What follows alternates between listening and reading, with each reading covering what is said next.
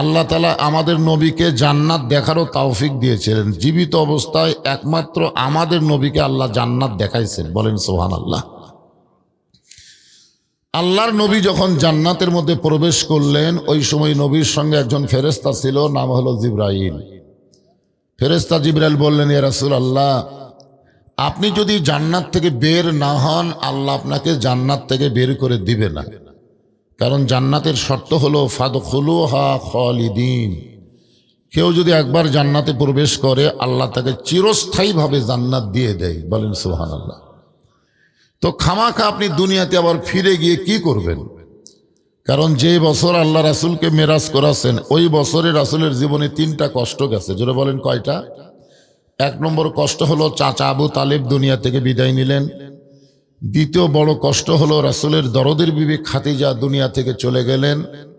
3 নম্বর কষ্ট হলো তায়েফের ময়দানে কলেমার দাওয়াত দিতে গিয়ে রাসূল রক্তাক্ত হলেন। একই বছরে 3টা কষ্টের পরে আল্লাহ তাআলা তাকে আরশে নিয়ে গেলেন, সুবহানাল্লাহ বলেন। এখান থেকে বোঝা গেল কষ্টের পরে শান্তি আছে না নাই। তো আমরাও বহু কষ্ট ভোগ করেছি বাংলাদেশে, ঠিক কিনা বলেন? আগামীতে আমরা একটু শান্তি এবং সুখ চাই। সব কিছুর মধ্যে কিন্তু সুখ শান্তি নাই। সব কিছুর মধ্যে সুখ শান্তি পাওয়া যাবে? সব কিছুর মধ্যে পাওয়া যাবে না। যার মধ্যে পাওয়া যাবে সেটা নিয়ে আজকের আলোচনা হবে ইনশাআল্লাহ। তো আল্লাহ রাসূল বললেন, জিবরাইল, আল্লাহ যদি আমাকে জান্নাতে থাকার জন্য ঢুকতে বলতো, আমি জান্নাতে ঢুকতামই না। আমি শুধুমাত্র দেখার জন্য জান্নাতে প্রবেশ করেছি। আমি সেই দিন জান্নাতে থাকার জন্য ঢুকবো যেদিন আল্লাহ আমার সমস্ত উম্মাতিনীকে জান্নাত দিবে। এই কথা শোনার পরে সুবহানাল্লাহ মুখে আসলো না? এখন চিন্তা করেন, আমাদের বিশ্ব নবী শুধু আমাদের নবী না, তিনি কিন্তু আমাদের নেতা, ঠিক কিনা বলেন?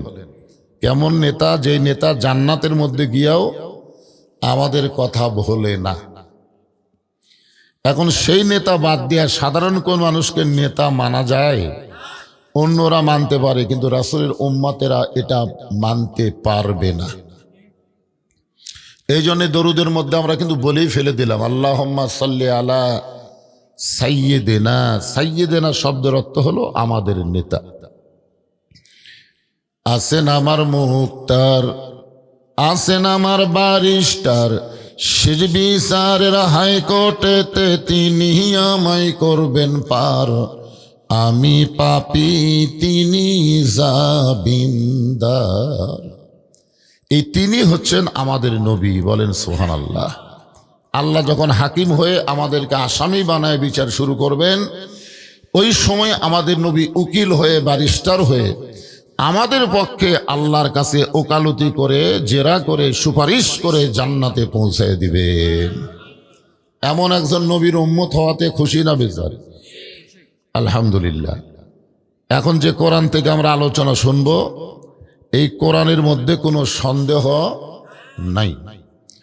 যেই কোরআন আল্লাহ আমাদের জন্য হেদায়েত স্বরূপ দিলেন, সবার জন্য না। আল্লাহ বলেছেন, জালিকাল কিতাবুল লা রাইবা ফিহি হুদাল লিল মুত্তাকিন। কেবলমাত্র মুত্তাকি বান্দা বান্দি যারা আল্লাহর কোরআন থেকে হেদায়েত পাবে তারা। তাহলে কোরআন থেকে হেদায়েত নিতে গেলে কি হওয়া লাগবে?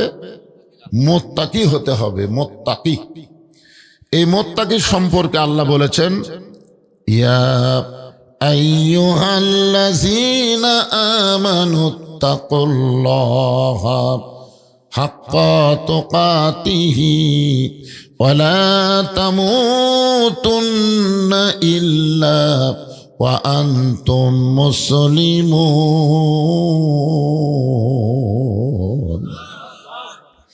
এই মুত্তাকির 1 নম্বর বৈশিষ্ট্য হলো আল্লাযীনা ইউমিনুনা বিল গায়ব। অদৃশ্যের প্রতি বিশ্বাস স্থাপন করা লাগবে। অদৃশ্য, এই যে আমরা মাগরিবের নামাজ পড়লাম, নামাজ পড়তে পড়তে আত্তাহিয়াতুর শেষে গিয়ে কিন্তু আশহাদু আল্লা ইলাহা ইল্লাল্লাহ বলার সময় আমরা কি তুললাম? আঙ্গুল তুলে কি বললাম? সাক্ষী দিলাম। আমরা কি দিলাম? কার সাক্ষী দিলাম? আল্লাহ ছাড়া কোনো মাবুদ নাই। ফেরেশতারা হয়তো আল্লাহকে বলতেছে, আল্লাহ তোমার বান্দারা নামাজ পড়তে পড়তে আঙ্গুল তুলে তোমার সাক্ষী দেয়, এরা কি তোমাকে কোনোদিন দেখছে? তো আল্লাহ বলতেছে, আমাদের কোনোদিন দেখে নাই। তো তোমাকে না দেখে আর আঙ্গুল তুলে সাক্ষী দেয়, আল্লাহ বলতেছেন যারাই সাক্ষী দিল এরাই জান্নাতি হয়ে গেল। বলেন সুবহানাল্লাহ। আমরা যারা এখানে বসে আছি, আমাদের দুই কান্দে দুটো ফেরেশতা আছে, আমরা কোনোদিন দেখছি? বিশ্বাস করেন? যদি বিশ্বাস করি তাহলে আমাদের দ্বারা কোনো অন্যায় কাজ করা সম্ভব না। কারণ এই ফেরেশতারা আমাদের কান্দর চোরা কি ঘুম পাড়তেছে নাকি? ঘুম পাড়তেছে? কিরামান কাতিবিনা ইয়ালামুনা মা তাফআলুন। মুত্তাকি যারা হবে তাদের এক নম্বর বৈশিষ্ট্য হলো না দেখা জিনিসকে বিশ্বাস করতে হবে, অদৃশ্যের প্রতি বিশ্বাস স্থাপন করা লাগবে। আমরা জান্নাতও দেখি নাই, জাহান্নামও দেখি নাই। জান্নাতের কথা শুনলে আমাদের মন খুশি হয়, জাহান্নামের কথা শুনলে আমাদের মন কষ্ট পায়। তার মানে এটাই তো মুত্তাকি। সুবহানাল্লাহ বলেন। দেখছেন জান্নাত দেখছেন নাকি?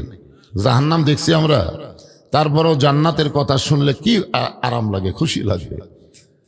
আল্লাহ বললেন ইন্নাল্লাযীনা ক্বালু রাব্বুনাল্লাহু সুম্মা ইসতাকামু তাতানাজ্জালু আলাইহিমুল মালাইকা আল্লা তাখাফু ওয়া লা তাহজানু وأبشروا بالجنة التي كنتم توعدون।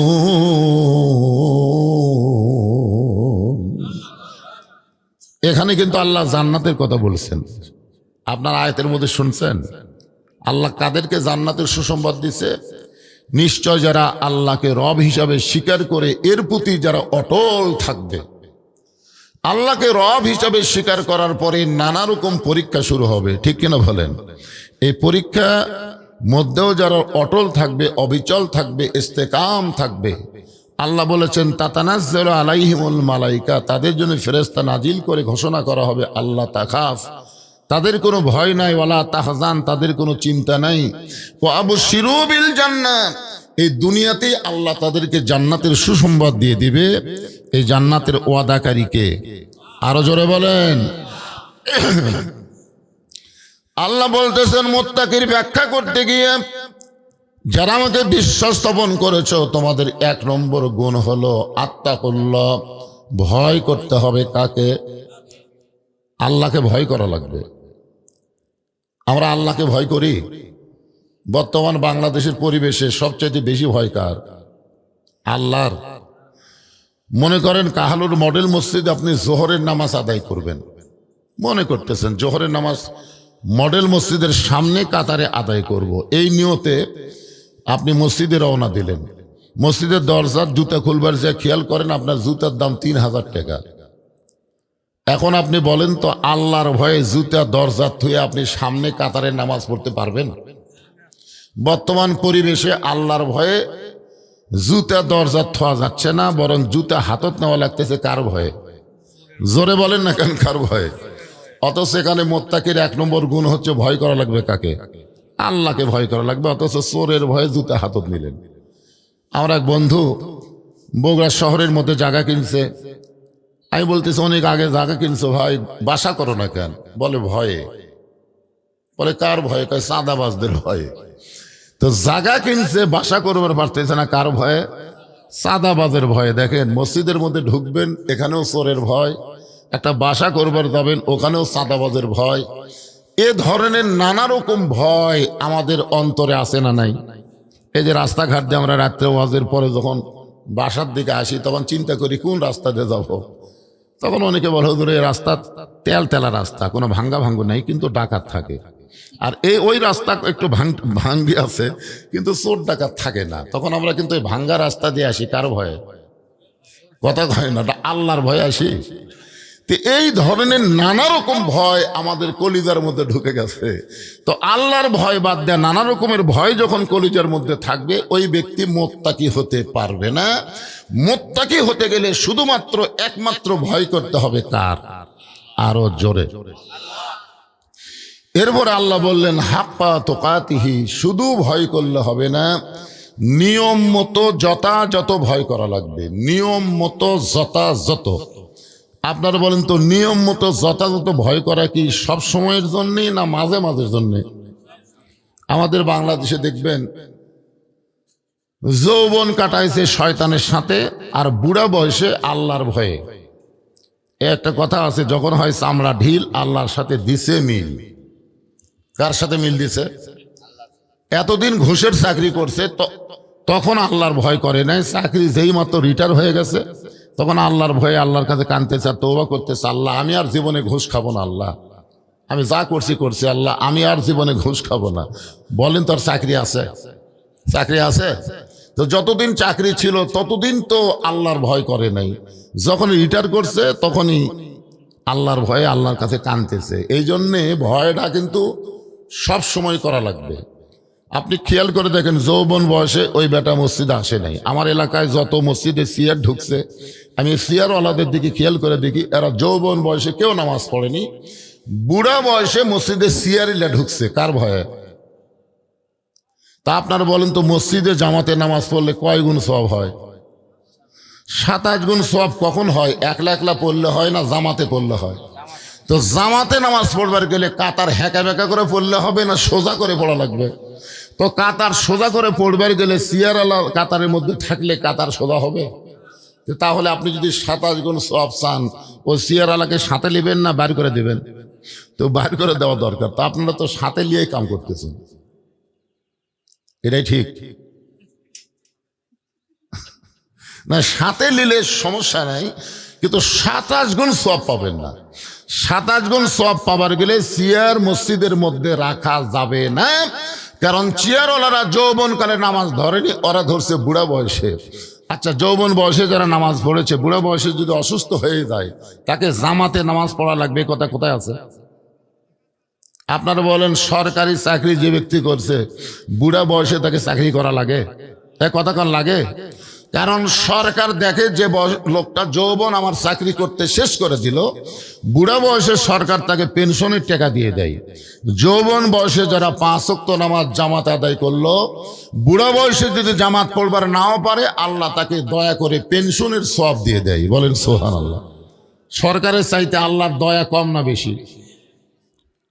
এই জন্য সরকারি চাকরিও যা, 5 ওয়াক্ত নামাজও তাই। সব ইবাদতের মধ্যে নামাজের গুরুত্ব কম না বেশি? নামাজের ব্যাপারে রাসূলের হাদিসে বলা হয়েছে, 7 বছর থেকে নামাজের তালিম দাও আর 10 বছর থেকে জোর করে নামাজ ধরাও। কয় বছর থেকে? 10 বছর থেকে যে ব্যক্তি নামাজ পড়বে, আল্লাহ তার প্রতি এত রহম করবে, তাকে সিয়ারও যাওয়াই লাগবে না, লাগবেই না। তার বল বিয়ারিং সবসময় ঠিক থাকবে। সুবহানাল্লাহ কর না কেন? হ্যাঁ, এই জন্য আল্লাহ বলতেছেন হাক্কা তুকাতিহি, যথাযথ ভয় করতে হবে, নিয়ম মতো ভয় করা লাগবে। এরপরে আল্লাহ বললেন, ওয়ালা তামুতুন্না ইল্লা ওয়া আনতুম মুসলিমুন। এখানে যত মানুষ আমরা বসে আছি, এ যে আরো আসতেছে, আপনারা বলেন তো এমন কোন ব্যক্তি এখানে আছেন যে ব্যক্তি বলতে পারে যে হুজুর আমার বাড়ি পাঞ্জুপাড়া না, পাঞ্জুপাড়ার সবচাইতে নিকটে, আমি এখান থেকে বাড়ি যাবার পারবই? এইরকম একটা ব্যক্তি আছেন যে দাঁড়ায় সিনা টান করে সাহস করে বলেন হুজুর এখান থেকে আমি বাড়ি যাওয়ার পারবই? তো এই সামান্য কথাটুকু বলার সাহস যদি না থাকে, তাহলে আমরা কখন মরব এটা জানি? যখন জানি, তো আল্লাহ কি বলতেছেন, মুসলমান না হয়ে মরো না। এখন মুসলমান হয়ে মরবার গেলে আমাদের কি করণীয়, কি করতে হবে, এই বিষয়ে আলোচনার জন্য আমি আয়াতে কারিমা তেলাওয়াত করেছি। আল্লাযী খালাকাল মাউতা ওয়াল হায়াতা লিয়াবলুয়াকুম আইয়ুকুম আহসানু আমালান ওয়া হুয়াল আজিজুল গফুর।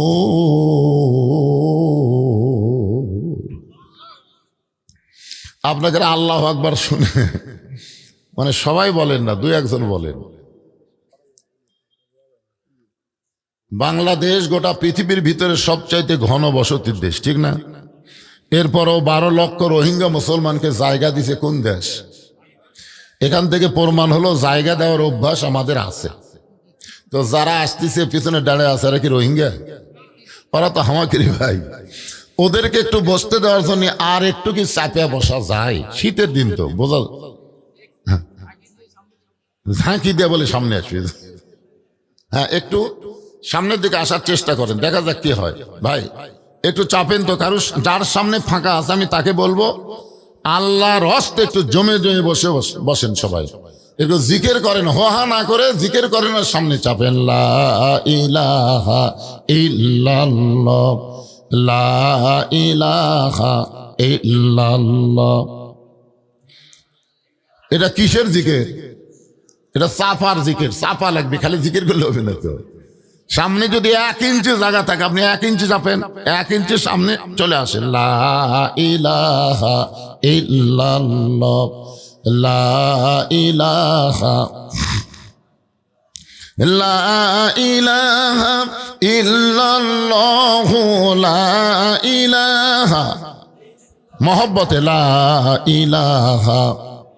সবাই হাসি টাসি না দিয়ে আল্লাহর জিকির করেন। রাসূল বলেছেন কোন ব্যক্তি যদি সারা জীবন পাপ করে আর মৃত্যুর সময় এই জিকির যদি তার জবানে জারি থাকে, শুধুমাত্র জবানে কলেমার জিকির জারি থাকার কারণে আল্লাহ তার জীবনের সব গুনাহ মাফ করে দেয়। এই জন্য এখন থেকে চর্চা করা লাগবে না। এখন থেকে চর্চা না থাকলে মরার সময় মুখত আসবে, তাই এই জন্য এখন থেকে চর্চা করেন। লা ইলাহা,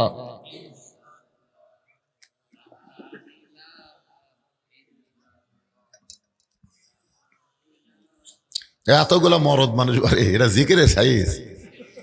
এর সাইতে দয়াল বাবা যারা করে না, এরকে জিকিরের শব্দই জোরে হয়।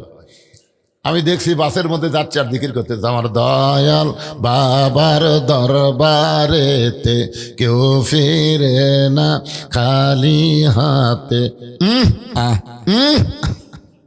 এই আর শব্দ আর সাইতে জোরে হয়। আপনার কি 2-1 মানুষ আমার সামনে বলছেন? হায় হায়, জায়গা হচ্ছে না, চাপে আলো লাগতেছে, জিকিরের শব্দ নেই। একটু মনোযোগ দিয়ে শুনেন, আল্লাহ বলতেছেন মৃত্যু এবং হায়াতকে সৃষ্টি করছেন কে? আল্লাযী খালাকাল মাউতা ওয়াল হায়াতা। এখানে আগে আল্লাহ মৃত্যুর কথা বললেন, তারপরে হায়াতের কথা বললেন।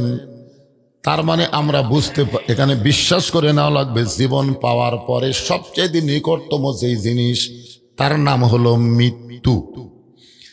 হায়াত পাওয়ার পরে, জীবন পাওয়ার পরে সবচাইতে নিকটে যেই জিনিস তার নাম কি? মৃত্যু। মৃত্যুর চাইতে নিকটে কিছুই নাই। এখান থেকে বাড়ি যাওয়ার পারবো সেই গ্যারান্টি দেওয়ার একটা লোক খাড়া হলেন না। তার মানে আপনার বিশ্বাস করেন মৃত্যু কি আমাদের সাথে আছে না দূরে সরে আছে? যে কোনো সময় মৃত্যু হবে। এই কারণে আল্লাহ বললেন খালাকাল মাউতা ওয়াল হায়াতা। এরপর আল্লাহ বলতেছেন লিয়াবলুয়াকুম আইয়ুকুম আহসানু আমালান। তোমাদেরকে পরীক্ষা করা হবে। পরীক্ষা সাবজেক্টটার নাম হলো সুন্দর আমল। আহসানু আমালা, সুন্দর আমলের পরীক্ষা হবে। এখন আপনারা বলেন সুন্দর আমল যদি আমরা করতে চাই তাহলে সুন্দর একটা পরিবেশের দরকার আছে না নাই? সুন্দর পরিবেশ না থাকলে সুন্দর আমল কেমনে করবেন? আপনার বাড়ি থেকে মসজিদ হলো 200 গজ দূরে, আপনি মসজিদে জোহরের নামাজ সামনে কাতারে পড়বেন, আপনার নিয়ত ভালো না খারাপ, কিন্তু 200 গজের মধ্যে 2টা বেপর্দা নারী আপনার চোখত পড়লো, আপনি ফালাবার চাননি, পড়ে গেছে। আপনার চোখে যারা মোটরসাইকেল চলায় এরা কি চোখের মধ্যে কোনোদিন মশা পোকা ফালাবার চায়? কিন্তু হঠাৎ পড়ে কি পড়ে না? তো চোখের মধ্যে যদি পোকা পড়ে তাহলে আপনি কি এরপরে মোটরসাইকেল চালাবেন? আপনি থামায়া ওই পোকা তোলার ব্যবস্থা করবেন। তো চোখের মধ্যে পোকা মশামাছি পড়লে তোলার ব্যবস্থা আছে, কিন্তু 2টা বেপর্দা নারী যদি চোখত পড়ে আপনি কেমনে তুলবেন? যদি কাউকে বলেন দেখো তো ভাই আমার চোখত উমুকের বউ পড়ছে রে, মানে বেপর্দা হওয়ার কারণে চোখত পড়িছে, একটু তুলে দাও তো, তখন সবাই বলবে ভাই রে আমরা তো দেখবার পাই না। আমি দেখবার পাই, তোরা পাস না কেন? তার মানে চোখত পড়ার সাথে সাথে ওই 2টা বেপর্দা নারী আপনার এই জায়গাতে একটা মেমোরি আছে। কি আছে? এই মেমোরির মধ্যে সেট হয়ে গেছে। এখন সামনে কাতারে গিয়ে আপনি নামাজের নিয়ত করতেছেন ইলা জিহাতিল কাবাতি শরীফাতে আল্লাহু আকবার, মুখ আছে কাবার দিকে, চোখ আছে সেজদার দিকে, আর মন খালি বারবার বলতেছে রাস্তাত কি দেখলাম রে। আপনারা বলেন তো নামাজ হবে? তাহলে সুন্দর পরিবেশ যদি তৈরি করতে চাই তাহলে নারীদেরকে পর্দার মধ্যে রাখার বিধান আল্লাহর কোরআনে আছে না নাই? এই কোরআনে আল্লাহ বললেন অকরনা ফি বুয়ুতিকুন্না ওয়ালা তাবাররাজনা তাবাররুজাল জাহিলিয়াতিল উলা। তাহলে সুন্দর আমল করতে গেলে সুন্দর পরিবেশ লাগবে, সুন্দর পরিবেশ তৈরি করতে গেলে সুন্দর একটা সমাজ লাগবে। জোরে কোন কি লাগবে? সুন্দর একটা সমাজ তৈরি করতে গেলে লাগবে। সুন্দর একটা রাষ্ট্র যদি গঠন করতে চাই তাহলে মানুষের তৈরি সংবিধান দেওয়া হবে না, আমার আল্লাহর কোরআনের সংবিধান লাগবে। জোরে কোন কথা ঠিক কি না? না শুধু ওয়াজ শুনবেন, কোরআনের খালি ওয়াজই শুনেন, হ্যাঁ হ্যাঁ ওয়াজ শোনা লাভ নাই। তাহলে একটা সুন্দর রাষ্ট্র গঠন করতে গেলে সুন্দর সংবিধান আল্লাহর কোরআন লাগবে, যেই কোরআনকে লক্ষ্য করে আল্লাহ বললেন অনুনাজ্জিলু মিনাল কুরআনি মা হুয়া শিফাউ ওয়া রাহমাতুল লিল মুমিনিন।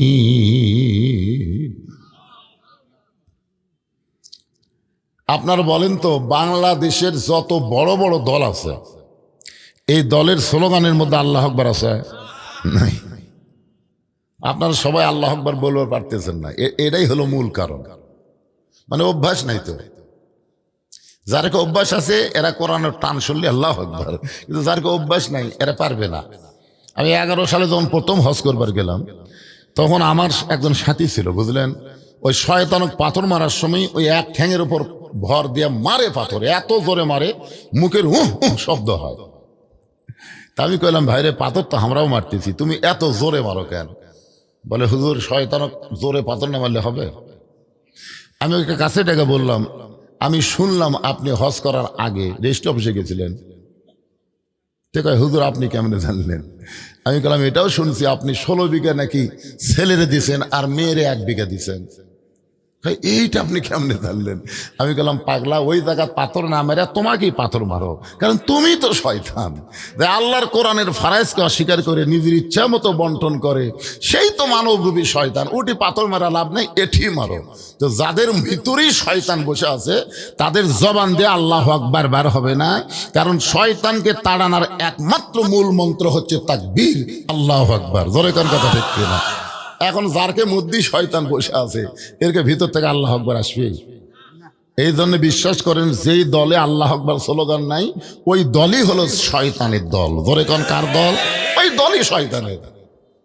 কারণ শয়তানকে তাড়ানোর জন্য কি লাগবে? সুবহানাল্লাহ দিয়ে যতই সুবহানাল্লাহ বলেন শয়তান আপনার কাছেই বসে থাকবে, আলহামদুলিল্লাহ বললেও শয়তান কাছে বসে থাকবে, আল্লাহ আকবার যত জোরে বলবেন শয়তান তত দূরে পালিয়ে যাবে। আল্লাহ রাসূল বলেছেন, তাকবীর যদি জোরে হয় তাহলে শয়তান পালানোর সময় পিছন দিক দিয়ে বাতাস বের হবে।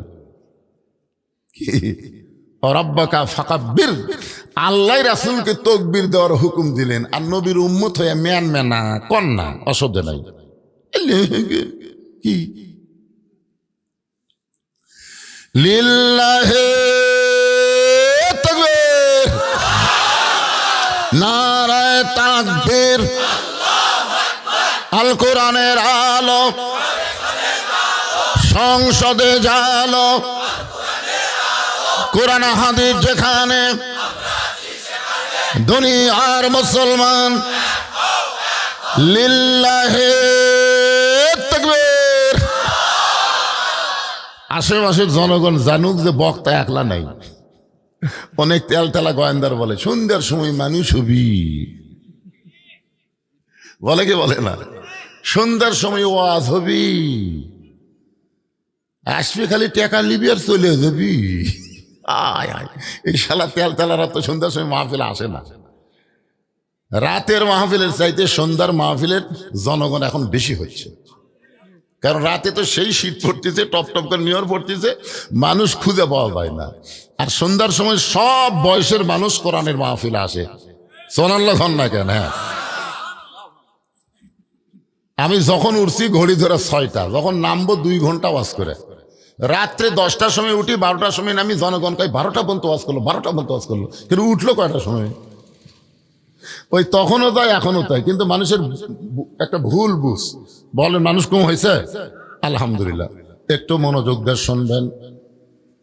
তাহলে সুন্দর আমল করতে গেলে আপনারাই বললেন সুন্দর রাষ্ট্র গঠন করতে গেলে কোরআনের সংবিধান লাগবে।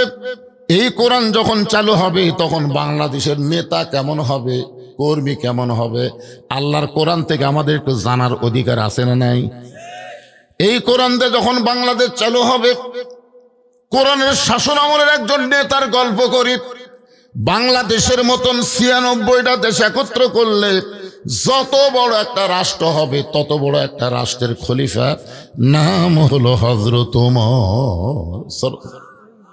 আল্লাহর কোরআন দিয়ে রাষ্ট্র চললে আত্তাকুল্লাহ, আল্লাহর ভয়টা কেমন দেখেন।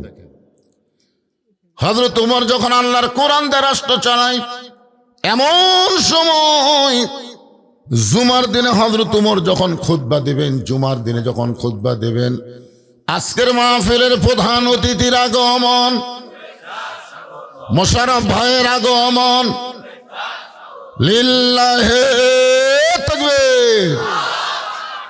হযরত ওমর আল্লাহর কোরআন দিয়ে রাষ্ট্র চালায়। কোরআন দিয়ে যখন রাষ্ট্র চলবে তখন নেতার ভিতরে তাকওয়া কেমন হবে, এটা বোঝানোর জন্যই বলতেছি। কারণ আমরা কি চাই? সুন্দর আমল করতে চাই। জোরে কোন কি চাই? সুন্দর আমল করতে চাই। ছোট্ট একটা ঘটনা দিয়ে আপনাদের বুঝাইতেছি, একটু মনোযোগ দেন। বাংলাদেশের মতন ৯৬টা দেশের খলিফা হযরত ওমর। বাংলাদেশের মতন কয়টা? ৯৬টা রাষ্ট্রের খলিফা হযরত ওমর। মসজিদের মেম্বরে দাঁড়িয়ে খুতবা দিচ্ছেন। মসজিদের মেম্বরে দাঁড়িয়ে যখন খুতবা দেন, এমন সময় মাঝখান থেকে একজন সাহাবী দাঁড়িয়ে বলতেছে, আমির আল মুমিনিন, আপনার খুতবা আমরা শুনবো না, আপনার খুতবা আমরা শুনবো না। ওমর ফারুক বললেন, আমার অপরাধ কি? সাহাবী বলতেছে, আপনার অপরাধ হলো আমাদেরকে খাটো পাঞ্জাবি দিয়ে আপনি লম্বা জুব্বা পরে খুতবা দিচ্ছেন। আমাদেরকে খাটো পাঞ্জাবি দিবেন, আপনি লম্বা জুব্বা কোথায় পাইলেন? যতক্ষণ না বলতে পারবেন ততক্ষণ আপনার খুতবা আমরা শুনবো না। আপনারা বলেন, ওই সময় যদি মানুষের তৈরি রাষ্ট্র থাকতো, তাহলে যেই বেটা লোকমা দিছে ওর অবস্থা কি হতো? ওমর ফারুকের লোক নাই, ধরেই গণধোলাই দিয়ে হত্যা করতে। আমাদের রাষ্ট্রপতি খলিফার পাঞ্জাবি লম্বা হচ্ছে, তোর বাজলো কোন জায়গা? কিন্তু আইন চলতেছে কার? হ্যাঁ, সেটা তো শুনলেনি। এক একজন নেতাকে এখন এক একজন প্রার্থীকে, আমার ভাইদের 10টা 11টা পর্যন্ত মাহফিল, বক্তাকে দেখছেন এত কষ্ট। কারণ কোন জায়গা না গেলে তার আবার মন খারাপ করে। আজকে বলে 7টা আছে। এখন আরে অনেক কাজ, তো এই জন্য ভাইকে আমরা তাড়াতাড়ি ছাড়ে দেই। কি কম আমাকে বললো,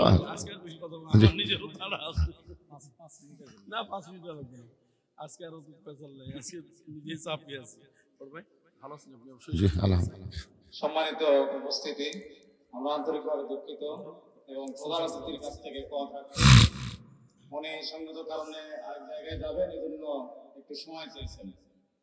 এই পর্যায়ে আপনাদের সামনে প্রধান অতিথির বক্তব্য পেশ করছেন আলহাজ মোহাম্মদ মোশাররফ হোসেন, সাবেক এমপি, বগুড়া ৪ কালুনন্দী গ্রাম এলাকা। বিসমিল্লাহির রহমানির রহিম। আজকে পাইকোট পাঞ্জুয়াপাড়া বাইতুল নূর জামে মসজিদের উন্নয়ন কাপে যে সভায় তাফসীর কোরআনের আয়োজন করা হয়েছে, উক্ত সভায় সভাপতিত্ব করছেন মৌলানা মোহাম্মদ রুস্তম আলী, সহসভাপতি জনাব মোহাম্মদ মুজাফফর হোসেন ও আহসান হাবিব ইমরুজ। আর প্রধান বক্তা হিসেবে যিনি উপস্থিত আছেন, আমাদের এই কাহারু তথা উত্তরবঙ্গের সবচাইতে খ্যাতনামা একজন মানুষ, আনাস মুফতি মৌলানা মোহাম্মদ ফজলুর রশিদ মিয়া। উপস্থিত আছেন আমাদের আজকের এই ইসলামী জলসায় অত্র ইউনিয়ন বিএনপি সম্মানিত সকল নেতৃবৃন্দ, আমাদের বয়োজ্যেষ্ঠ মুরব্বীগণ, আমাদের যুবক ভাইরা, পদ্মার আড়ালে আমাদের মা এবং বোনেরা, সকলকে আমার সালাম। আসসালামু আলাইকুম ওয়া রাহমাতুল্লাহি ওয়া বারাকাতুহু। আসলে কালদিন পরে আমাদের প্রিয় নেতা জনাব তারেক রহমান বগুড়ায় আসতেছেন। আমি বগুড়া জেলা বিএনপির সেক্রেটারি দায়িত্বে থাকার কারণে এদিকে তো মিনিমাম কাহারও অনেক সভা আছে, অনেক প্রোগ্রাম আছে। এখন জেলা তো আমাদের অনেক প্রোগ্রাম, তো ভাইয়ের কথা বলার মধ্যে কথা বলা, এটা আসলে বক্তব্যের মাঝখানে খারাপ দেখায়। কিন্তু আমাদের তো ডেলি 7টা 8টা 10টা করে প্রোগ্রাম থাকে। আমি শুধু সালাম দিয়ে চলে যাবো। আপনাদের সকলের কাছে দোয়া চাই আমাদের প্রিয় নেত্রী দেশনেত্রী বেগম খালেদা জিয়ার জন্য। তিনি মৃত্যুবরণ করেছেন, আল্লাহ পাক তাকে যেন জান্নাতুল ফেরদৌস নসিব করেন। আর বিশেষ করে দোয়া চাই আমাদের প্রিয় নেতা শহীদ রাষ্ট্রপতি জিয়াউর রহমান, আরাফাত রহমান কোকো, তারাও মারা গিয়েছে, আল্লাহ পাক তাদেরকে যেন জান্নাতুল ফেরদৌস নসিব করেন। পাশাপাশি আপনাদের এই বগুড়ার মাটি ও মানুষের সন্তান, বগুড়ার সাবেক প্রধানমন্ত্রী দেশনেত্রী বেগম খালেদা জিয়া এবং শহীদ রাষ্ট্রপতি জিয়াউর রহমানের সন্তান আগামী 11 তারিখে বাইবলি বগুড়া আসতেছে। 12 তারিখে একটি গণদোয়ার আয়োজন আছে। তো সেগুলো নিয়ে আমরা ব্যস্ত আছি। আপনাদের দাওয়াত রইল। ইনশাআল্লাহ দীর্ঘ 19 বছর 18 দিন পরে তিনি বাংলাদেশি বগুড়ায় ফিরতেছে। তো আমরা দোয়া চাই এই পাঞ্জাপাড়ার যে ওসিলায় আজকের এই তাফসীর কোরআনের আয়োজন করা হয়েছে, আল্লাহ যেন এটাকে কবুল আর মঞ্জুর করে নেন। আর শুধু কৃতজ্ঞতা স্বীকার করি যে 2018 সালের 30শে ডিসেম্বর যে নির্বাচন হয়েছিল, বাংলাদেশের শত প্রতিকূলতার মধ্য দিয়েও নন্দীগ্রামে এত জোর জবরদস্তি করে অনেক হাঙ্গামা করে 5,000 ভোটে ঢুকিয়ে দেওয়ার চেষ্টা করেছিল, কিন্তু এই কাহারুবাসী সর্বোচ্চ 50,000 ভোট বেশি দিয়ে আমাকে নির্বাচিত করেছিলেন। আমার কাছে শুকরিয়া আদায় করছি এবং মৃত্যুর পূর্ব মুহূর্ত পর্যন্ত এই কাহারুবাসীর কোনোদিন শোধ করতে পারবো না। আমি দোয়া চাই আপনাদের। আমি একজন প্রার্থী হিসেবে আপনাদের দোয়া চাওয়ার জন্য এসেছি, আপনাদের সঙ্গে সাক্ষাতের জন্য এসেছি। সবাইকে ধন্যবাদ জানিয়ে আমার কথা বলা শেষ করছি। ইনশাআল্লাহ আমরা দেশের উন্নয়ন, এলাকার উন্নয়নে কাকে কোথায় রাখলে ভালো হবে এই দায়িত্ব আপনাদের। আমরা আপনাদের সামনে আসছি দোয়া চাওয়ার জন্য। সবাইকে ধন্যবাদ জানিয়ে আমার কথা বলা শেষ করছি। আর বিশেষ করে এখন ইসলামিক জলসায় যে কোথায় কি দিবেন এটা প্রকাশ্য দেওয়া যাচ্ছে না। অনেক জায়গায় প্রার্থীর রিপোর্ট সুপাস করা হচ্ছে। গত কয়েকদিন আগে দেখলাম যে নওগাঁ 4-এ করছে, টাঙ্গাইল 4-এ করছে, টাকার কথা উল্লেখ করা যায়। আপনারা প্রত্যাশা করেন এমপি সাহেব আসলো কিছু একটা বললে তো ভালো লাগে, কিন্তু আসলে আমরাও দুঃখিত। অবশ্যই কিছু দিয়ে যাবো, কিন্তু বলতে পারছেন তার জন্য আন্তরিকভাবে দুঃখিত। আমার ভাইয়েরা জানিয়ে দিন। সবাই ভালো থাকবেন, সুস্থ থাকবেন। আর আমাদের প্রিয় মানুষ বজরুল রশিদ ভাইয়ের জন্য আমরা দোয়া করবো, আল্লাহ যেন তাকে হায়াতে তাইয়্যিবা দান করেন।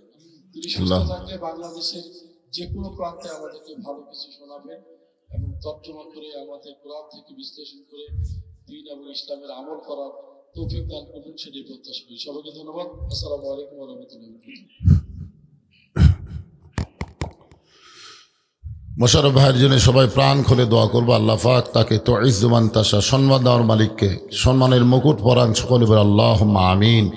একটু জিকির করেন লা ইলাহা ইল্লাল্লাহ, লা ইলাহা ইল্লাল্লাহ, জোরে লা ইলাহা, লা ইলাহা ইল্লাল্লাহ মুহাম্মাদুর রাসূলুল্লাহ সাল্লাল্লাহু আলাইহি ওয়াসাল্লাম। আল্লাহর কোরআনের আইন চালু থাকার কারণে ওমর ফারুকের চোখটা দরদর করে পানি পড়তেছে। কার ভয়ে? অর্ধ জাহানের খলিফা হযরত ওমরের সাহস কম না বেশি? ওমর ফারুক যে রাস্তা দেয়া যায়, ওই রাস্তা দেয়া শয়তান 40 দিন যাইতে ভয় পায়। যে ওমর এক সময় ছিল সবচাইতে গরম, কিন্তু যেদিন থেকে মদিনার খলিফার দায়িত্ব পাইছে সেদিন থেকে তিনি হলেন সবচাইতে নরম। জোরে কান সুবহানাল্লাহ।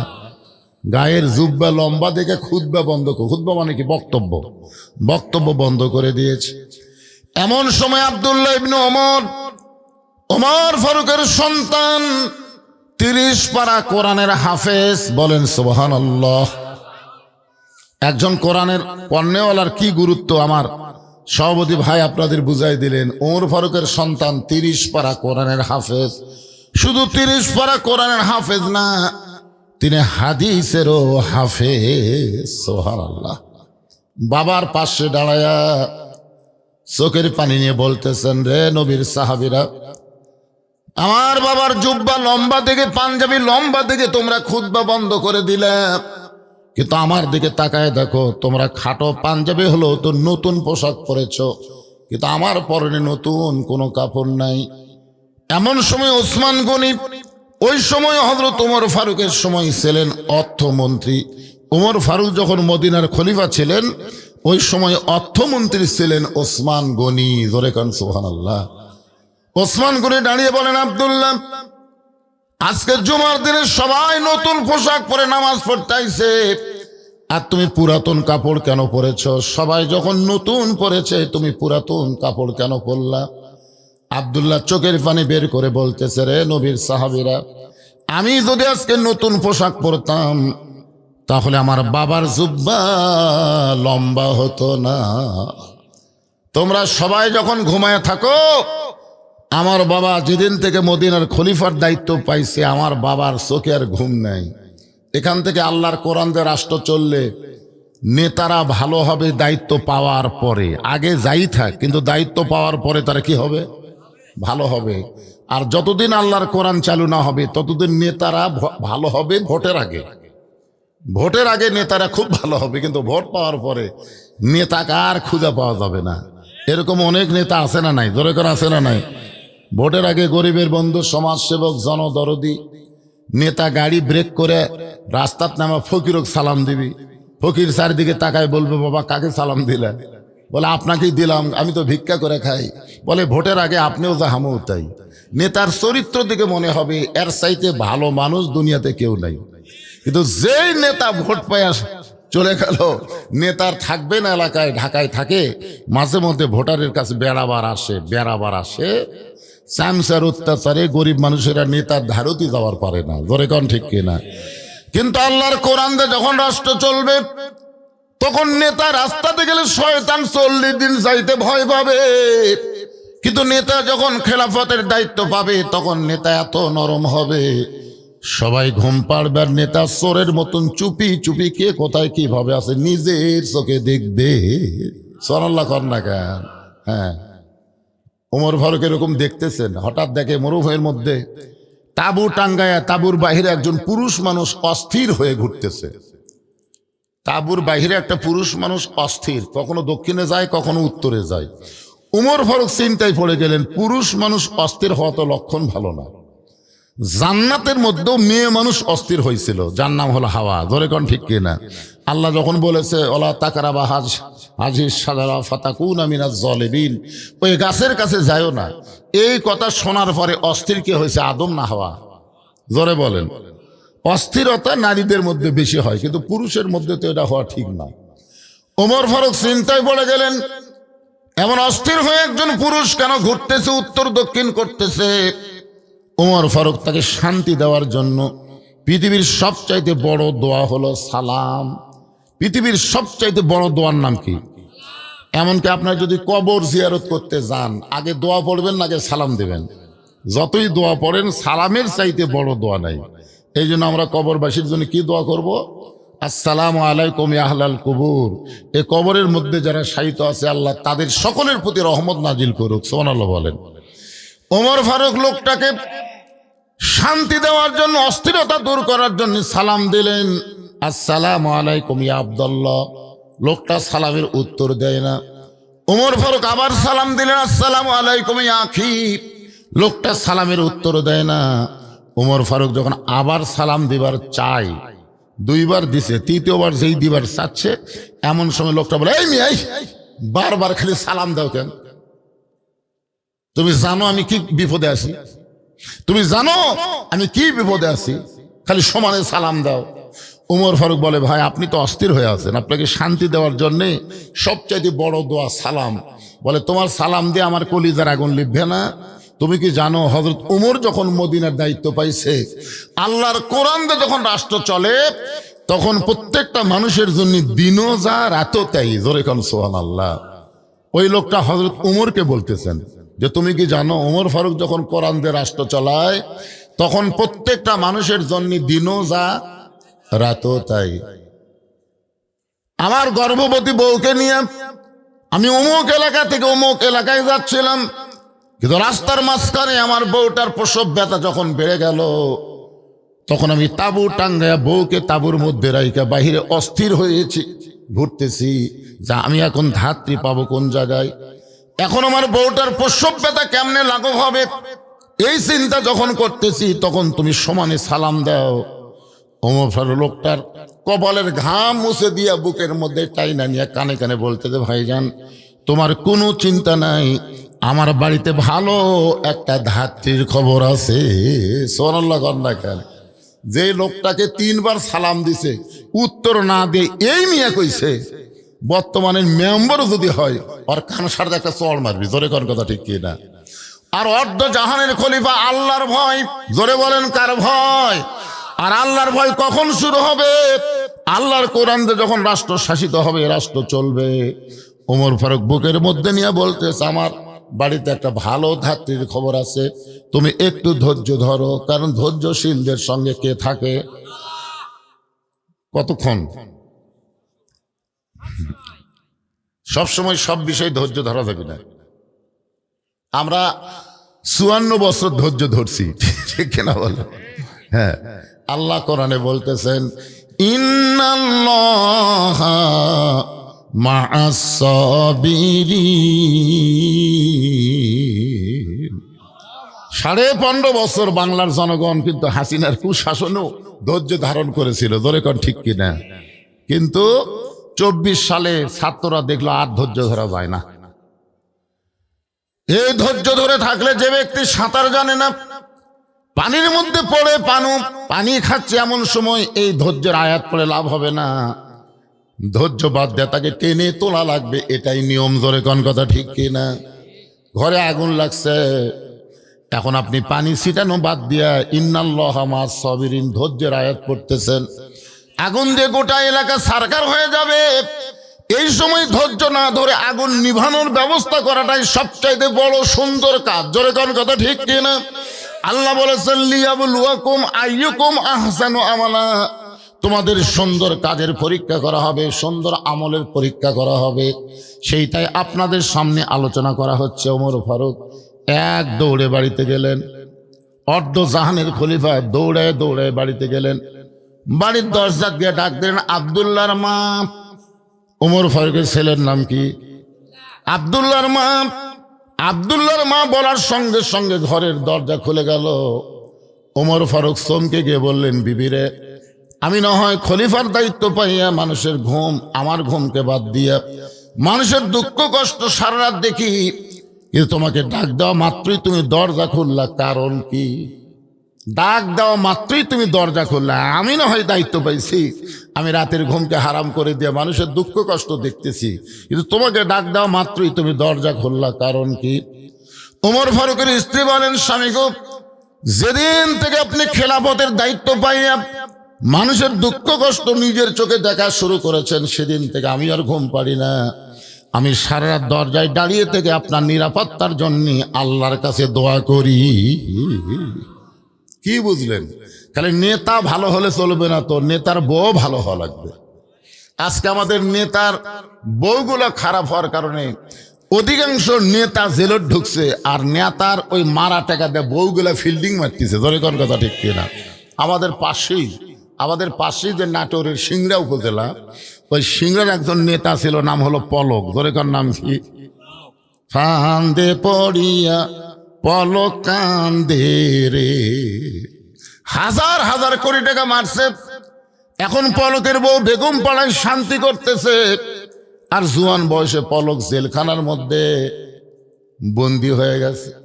সবসময় পলকের চোখ দিয়ে দরদর করে পানি পড়তেছে। যদি নেতার বউটা ভালো হতো তাহলে কিন্তু নেতা দুর্নীতি করতো না, কারণ দুর্নীতি করার সর্বপ্রথম মানুষের বাধার চাইতে নিজের বউ বাধা দেওয়া লাগবে, জোরে কোন কথা ঠিক কিনা?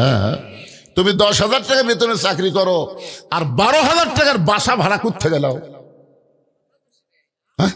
বেতন পাও 10,000, বাসা ভাড়া 12,000, তারপরে সমানে গোস্ত মাছ কিনো, এই টাকাগুলো তুমি কোথায় পাও? আগে হিসাব দাও। প্রত্যেকটা বউ যদি এরকম পাই হিসাব নিত, আজকে কোনো মানুষ, পুরুষ মানুষ খারাপ হওয়ার সুযোগ পেত না, জোরে কোন কথা ঠিক কিনা? আর এরা খালি সমানই চাই, সমানই চাই। এখন কি করবি? রডের বদলে বাঁশ দিয়ে ব্রিজ বানায়, বুদ্ধি নেই তো। রাস্তা পিচ করে দিয়ে যাতে পরে আবার পিচ উঠে যায়। কারণটা কি ভাই জান? একটু মনোযোগ দিয়ে শুনবেন। লিয়াবলুয়াকুম আইয়ুকুম আহসানু আমালা, সুন্দর আমলের পরীক্ষা করা হবে, সেইটাকে সামনে নিয়ে কথাগুলো বলতেছি। ওমর ফারুকের বউকে ওমর ফারুক বললেন, জান্নাতে যদি যাবার চাও তাহলে এই জিনিসগুলো নিয়ে তাড়াতাড়ি বের হও। এই জিনিস মানে একজন গর্ভবতী নারীর বাচ্চাকে প্রসব করাতে যা যা লাগবে তাইগুলো নিয়ে রওনা দাও। ওমর ফারুকের বউ তড়িঘড়ি করে জিনিসগুলো নিয়ে স্বামীর সঙ্গে যখন রওনা দিয়েছে, ওমর ফারুক তাঁবুর অপর পৃষ্ঠা দিয়ে বউকে ঢুকায় দিয়া বাহিরে বলতেছেন, ভাইজান কোনো টেনশন করবেন না, আমি ভালো ধাত্রী তাঁবুর মধ্যে ঢুকায় দিছি, আল্লাহ তাআলা অবশ্যই দয়া করবেন। কিছুক্ষণ পরে ওমর ফারুকের বিবি বলে, স্বামী গো, ইয়া আমির আল মুমিনিন, আপনার বন্ধুকে খবর দেন তার বিবি এবং বাচ্চা দুইজনই সুস্থ রয়েছে। আপনার তো সুবহানাল্লাহ বললেন, কিন্তু ওই লোকটার খবর কি? যে বউ বলছি আমির আল মুমিনিন, ওই আর আছে? উমর ফারুক তাকায় দেখে মাটিতে পড়ে গেছে। যে উমর রাস্তাতে গেলে শয়তান 40 দিন যায় না, সে উমর পর 3বার সালাম দিল, আমি সালামের উত্তর না দিয়ে তার সঙ্গে খারাপ ব্যবহার করলাম, আর তারই বউকে দিয়ে আমার বিবির প্রসব ব্যথা দূর করে দিয়েছে, বাচ্চা খালাস হয়ে গেছে। মাটিতে পড়ে লোকটা যখন কাতরায়, এমন সময় উমর ফারুক এক টানে লোকটাকে বুকের মধ্যে নিয়ে কপালে একটা চুমো দে, বলে, ভাইজান আমি আর সেই ওমর নাই, আগে ছিলাম গরম, দায়িত্ব পাওয়ার পরে আমি হলাম সবচাইতে নরম। আব্দুল্লাহ বলে, রে নবীর সাহাবীরা, তোমরা সবাই যখন ঘুমাও, এমন সময় আমার বাবা ঘুমায় নাই, চুপি চুপি আমার দরজায় সে ডাক দেয়, আব্দুল্লাহ। আব্দুল্লাহ বলে, আমি আব্দুল্লাহ দরজা খুলে দেখি বাবার হাতে একটা পাঞ্জাবি। আমি খুশি হয়ে বললাম, বাবা বাইতুল মাল থেকে আমার একটা পাঞ্জাবি দিল, আপনি গভীর রাতে আর একটা দিবার আইছেন, দাবি আছে, একটা পাঞ্জাবি তো আমি পাইছি বাবা, আর একটা দিবার আইছেন। সঙ্গে সঙ্গে ওমর ফারুক আল্লাহর কোরআন থেকে তেলাওয়াত করলেন, ইন্নাল্লাহা ইয়ামুরুকুম আন তুআদ্দুল আমানাতি ইলা আহলিহা ওয়া ইযা হাকামতুম বাইনান নাস আন তাহকুমু বিল আদল। আল্লাহু আকবার। আব্দুল্লাহ, তুমি কি মনে করো তুমি বাইতুল মাল থেকে একটা পাঞ্জাবি পাইছো, আমি আর একটা তোমাকে দিবার আইছি, এর নাম তাকওয়া না, এর নাম ইসলাম নয়। ওয়া ইযা হাকামতুম বাইনান নাস আন তাহকুমু বিল আদল। মানুষের মধ্যে কাউকে যখন ক্ষমতা দেওয়া হয়, কাউকে যখন বিচারক বানানো হয়, সে নিজের ইচ্ছায় বিচার করবে না, বিচার করবে কার ইচ্ছায়? আদল এবং ইনসাফ সহকারে। আব্দুল্লাহ রে, এই পাঞ্জাবিটা আমার ভাগে পড়েছে, এখন তুমি বলো আব্দুল্লাহ, এই ছোট পাঞ্জাবি পরে আমি যদি খুতবা দেই তাহলে কেমন লাগে? কারণ মুসল্লির পাঞ্জাবি ছোট হলে কোনো সমস্যা নাই, ইমামের পাঞ্জাবি ছোট হলে সবাই নাক শিটকায়। কি শিটকায়? আচ্ছা, ইমামের দাড়ি যদি 1 মুষ্টির নিচে হয়, আমাকে একজন ফতুয়া আছে যে হুজুর ইমামের দাড়ি যদি 1 মুষ্টির কম হয়, তার পাশে কি নামাজ হবি? তা আমি কইলাম, কে রে ভাই, তুমি দাড়ি কেমনি মাপলা? ইমামকে তোমার দাড়িতে হাত দিবার দিছে? না হুজুর, ইমাম যখন খুতবা দেয় তখন আমি দূর থেকে মুঠটা আন্দাজ করে ওর দাড়ির দিকে খেয়াল করছি, আমার মনে হয় মুঠের চাইতে একটু ছোটই আছে।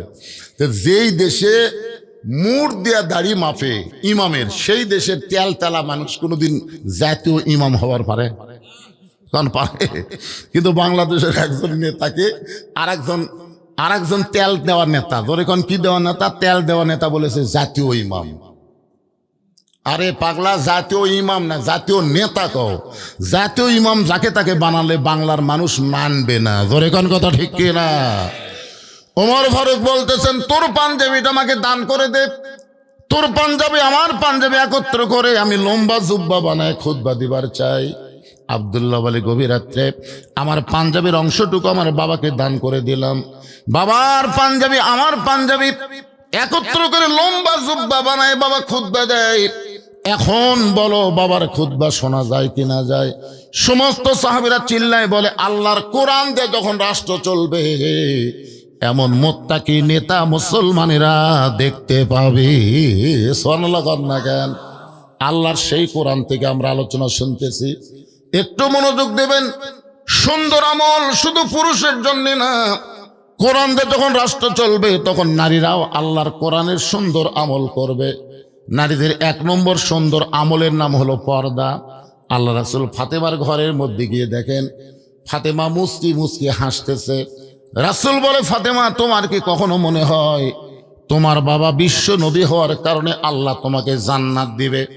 তোমার কি কখনো মনে হয় তোমার বাবা বিশ্ব নবী হওয়ার কারণে আল্লাহ তোমাকে জান্নাত দিবে?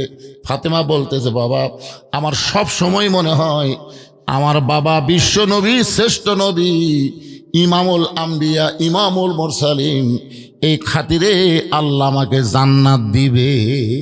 নবীর সঙ্গে সঙ্গে ফাতেমার হাতে একটা ঝাঁকি দিয়ে বললেন, মা তুমি বড় ভুল বিশ্বাসের মধ্যে রয়েছো। তোমার বাবা বিশ্ব নবী হওয়ার কারণে আল্লাহ তোমাকে জান্নাত দিবে না। জান্নাতে যদি যাবার চাও তাহলে আল্লাহর 4টা আমল করে তোমাকে জান্নাতে যাইতে হবে। 4টি আমল যদি করতে পারো ফাতেমা, আল্লাহ খুশি হয়ে 8টা জান্নাতের দরজা খুলে দিবে। যে কোনো দরজা দিয়ে তুমি জান্নাতে যাইতে পারবা। ঈমান গ্রহণ করার পরে সুন্দর আমল মেয়েদের জন্য মাত্র 4টা। জোরে বলেন কয়টা? আমার মায়েরা যারা পর্দার অন্তর আছেন একটু মনোযোগ দিয়ে শুনবেন। সুন্দর আমলের পরীক্ষা হবে, আল্লাহ করবে। মেয়েদের 1 নম্বর আমল হচ্ছে 5 ওয়াক্ত নামাজ আদায় করা লাগবে। 5 ওয়াক্ত নামাজ, 24 ঘন্টায় নামাজ পড়া লাগবে না। 24 ঘন্টার মধ্যে 5 বার। জোরে বলেন কয়বার? 5 বার। 5 ওয়াক্ত, ওয়াক্ত মানে সময়। 24 ঘন্টার মধ্যে মেয়েরা 5 ওয়াক্ত নামাজ পড়লে নামাজের হক আদায় হবে। 12 মাস রোজা রাখা লাগবে না, শুধুমাত্র রমজান মাসে রোজা রাখলে রোজার হক আদায় হবে। রাসূল বললেন স্বামীর খেদমত করবা, কিন্তু স্বামীর খেদমত সবসময় করা লাগবে না। স্বামী যখন খেদমত চাবে তখন স্বামীর খেদমত করা লাগবে। আমার মায়েদের জন্য বলতেছি, সবসময় স্বামীর খেদমত করা লাগবে। কথা কয় না? লাগবে। স্বামী যখন চাবে তখন খেদমত করা লাগবে।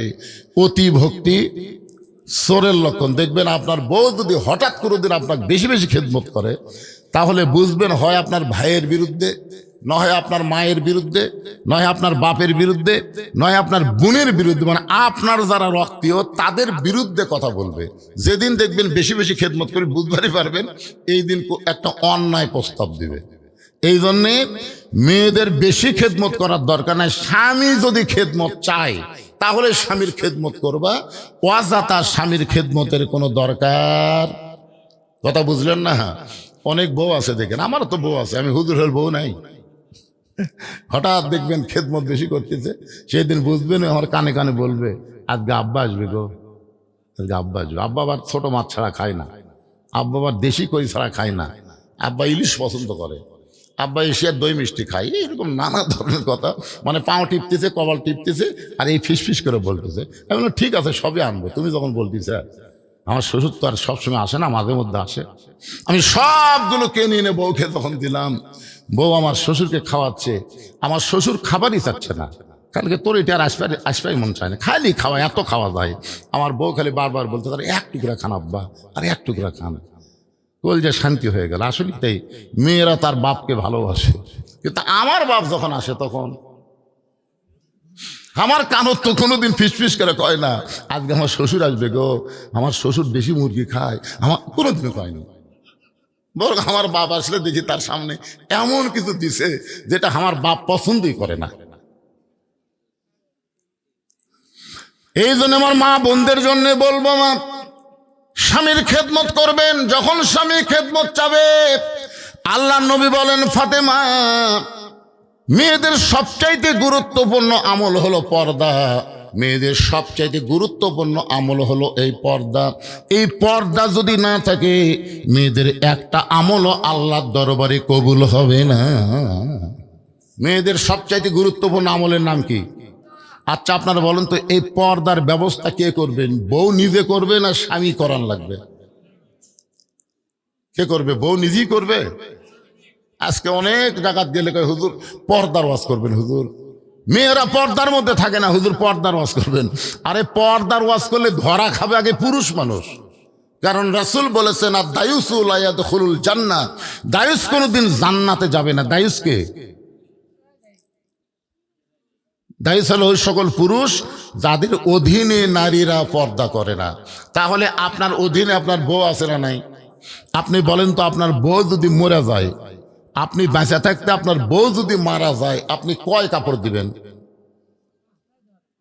5টা দেওয়া লাগবে। টানে কর বলতেছেন কেন? এ জোরে কোন কয়টা? তো মরে গেলে যদি 5টা কাপড় দেন, বেঁচে থাকতে কয়টা দেওয়া দরকার? আমি আমার মা বোনদের জন্য এবং আপনাদের জন্য বলতেছি, পুরুষের 3 কাপড়, মেয়েদের 5 কাপড়। পুরুষের মতোই কিন্তু মেয়েদেরকে 3 কাপড় পরার লাগে, আর 2টা কাপড় মেয়েদের 2 জায়গায় বেশি দেওয়া লাগে।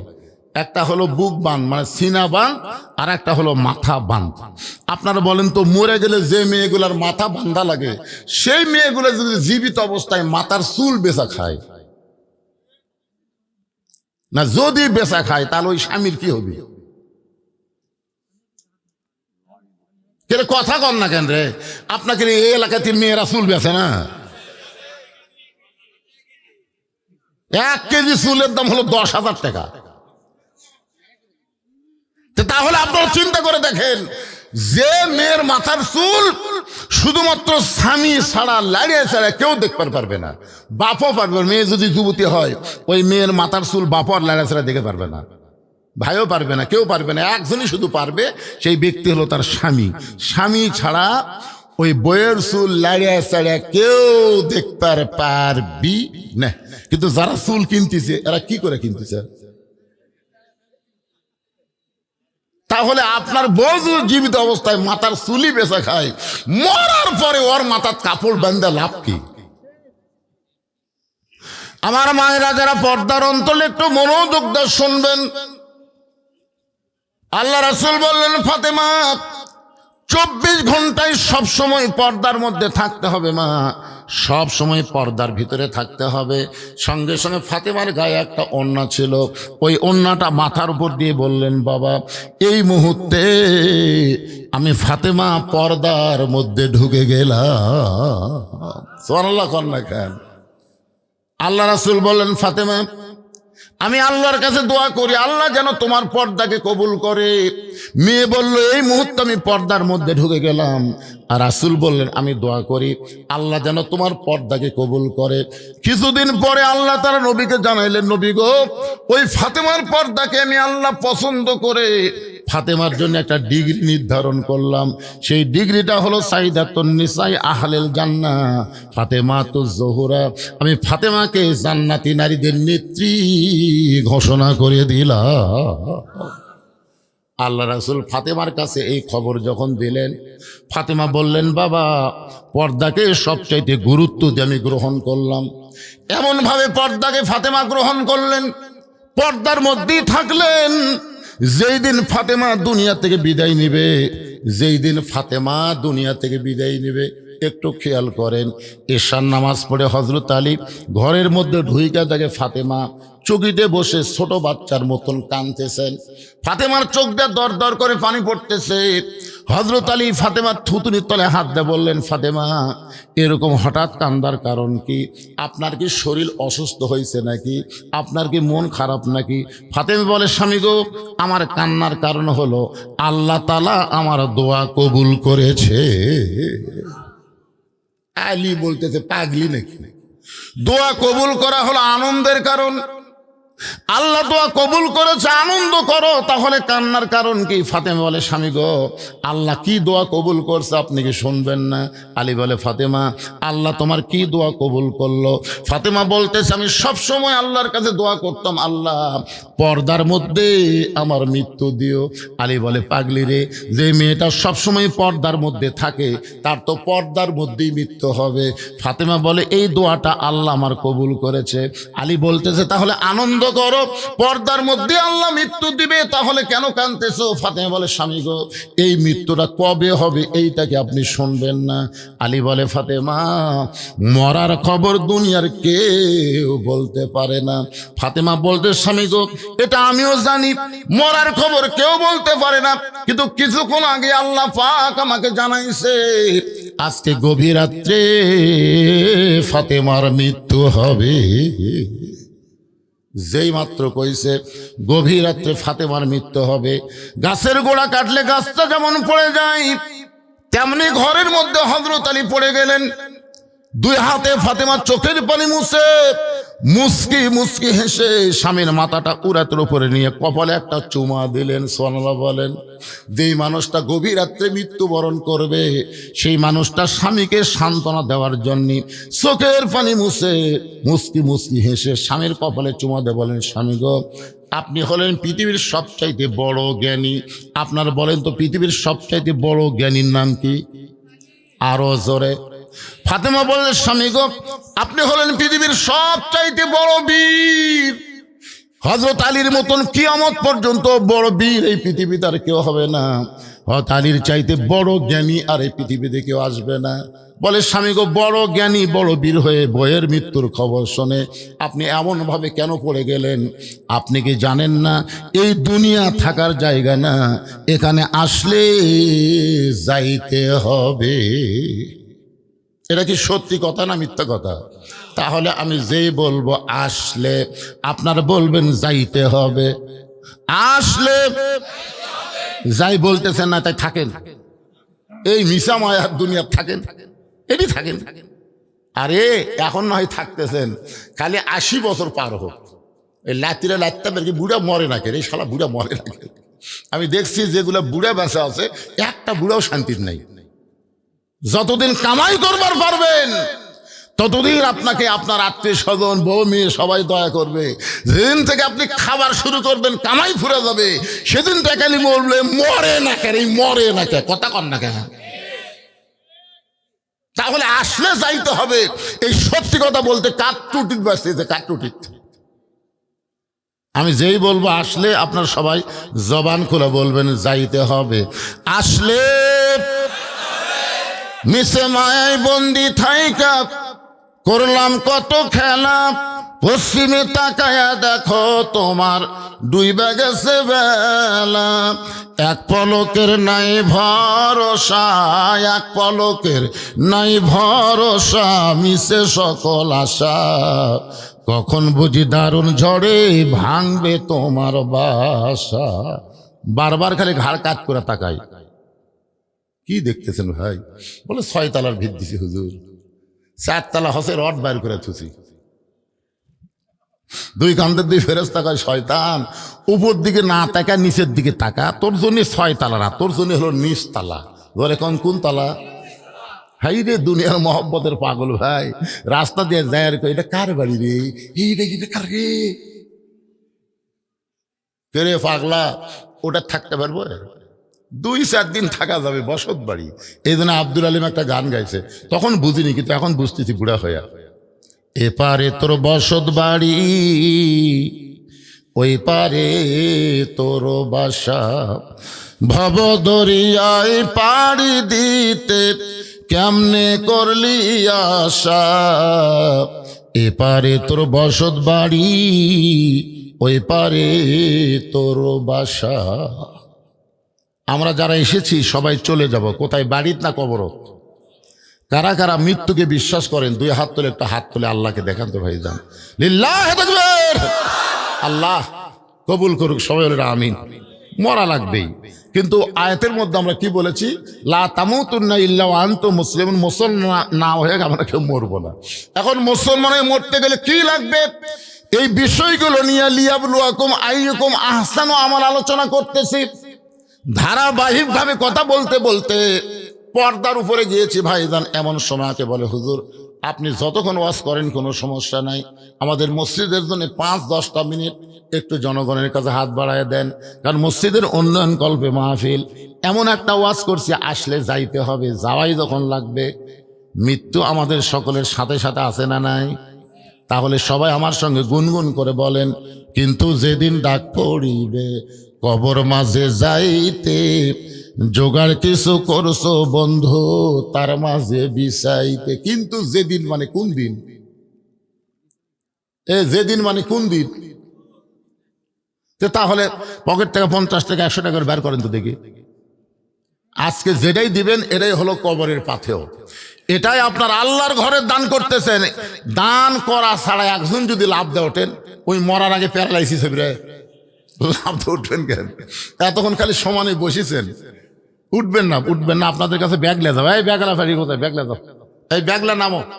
10 টাকা 20 টাকা 50 টাকা 100 টাকা, যিনি যা পারবেন আল্লাহর হস্তে আল্লাহর ঘর মসজিদের উন্নয়ন কল্পে দান করবেন। আল্লাহর ঘরে যে দেয়, আল্লাহ তার জন্য জান্নাতে একটা ঘর বানায় দেয়। আপনি দুনিয়া থেকে জান্নাতের ঘর বানাবেন, এটা কি আর কি মনে করতেছেন? এই জন্য পৃথিবীর শ্রেষ্ঠ দান মসজিদে দেওয়া। সবাই দেন, সবাই দেন। 10 পারেন, 10টা টাকা আপনাদের কাছে নাই, 10, 20, 50, 100 যে যা পারবেন আল্লাহর কাছে দান করবেন। সবাই আল্লাহকে দান করবেন, মসজিদের জন্য আল্লাহর হস্তে দান করবেন। আমার মায়েদের কাছে যাবেন, মায়েদের ওয়াজ কেবল শুরু করছি রে, মায়েদের কাছে যাবেন, মায়েরাও দান করবে ইনশাল্লাহ। এখানে বিজ্ঞাপনে অনেক মহান ব্যক্তিদের নাম আছে অতিথি হিসাবে, তারা সব দিছে না দিবে?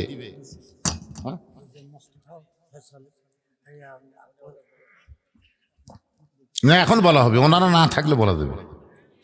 ওই যে মোশাররফ ভাই তোর কানে কানে বলে দিল যে প্রধান বক্তা বলবে, এখন বলা দেবো। প্রধান অতিথি 7টা জাহান্নাম হারাম করে 7,000 টাকা দিছে। আল্লাহ যেন 8টা জান্নাত দেয়, জোরে কেন আমিন। আর প্রধান মেহমান উল্টা করছেন নাকি? প্রধান অতিথি 7,000 আর প্রধান মেহমান 8,000। প্রধান মেহমান ডক্টর ফয়সাল, উনি দিয়েছেন 8,000। আল্লাহ যেন 8টা জান্নাতের মালিক বানায়, জোরে কেন আমিন। কে রে, এর নিচে নামে গেল রে। ঠিকই আছে তো? ঠিক আছে তো? ঠিক আছে, আচ্ছা ঠিক আছে। এই 2 জনের তো পাওয়া গেল 8 সাথে 15,000। নিচে যেগুলো আছে বরেণ্য অতিথি, এরা এরা খবর কি? এরকে দিয়েছে তাই না? কম বেশি সবাই দিয়েছে ইনশাল্লাহ। আপনারা একটু দিয়ে দেন ভাই। আপনাদের মধ্যে এমন কোনো আল্লাহর বান্দা নাই যে ব্যাগের মধ্যে না দিয়ে বক্তার হাতে 500 টাকা দেবো আল্লাহর ঘরের জন্য, 500, 1000 দেবো, এরকম নাই?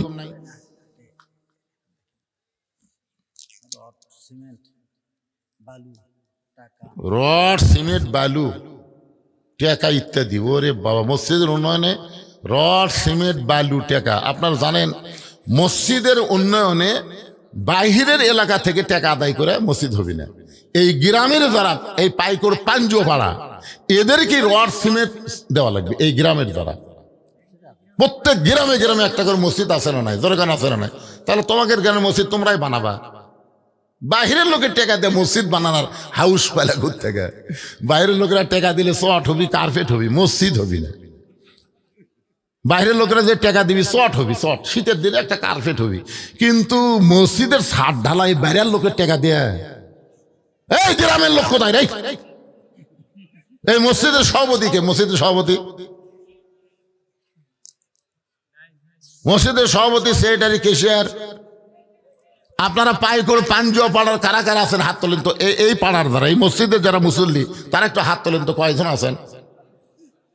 এ ভাই, হাত তুলি দেওয়া লাগবে না রে, হাত তুলি কি হবে?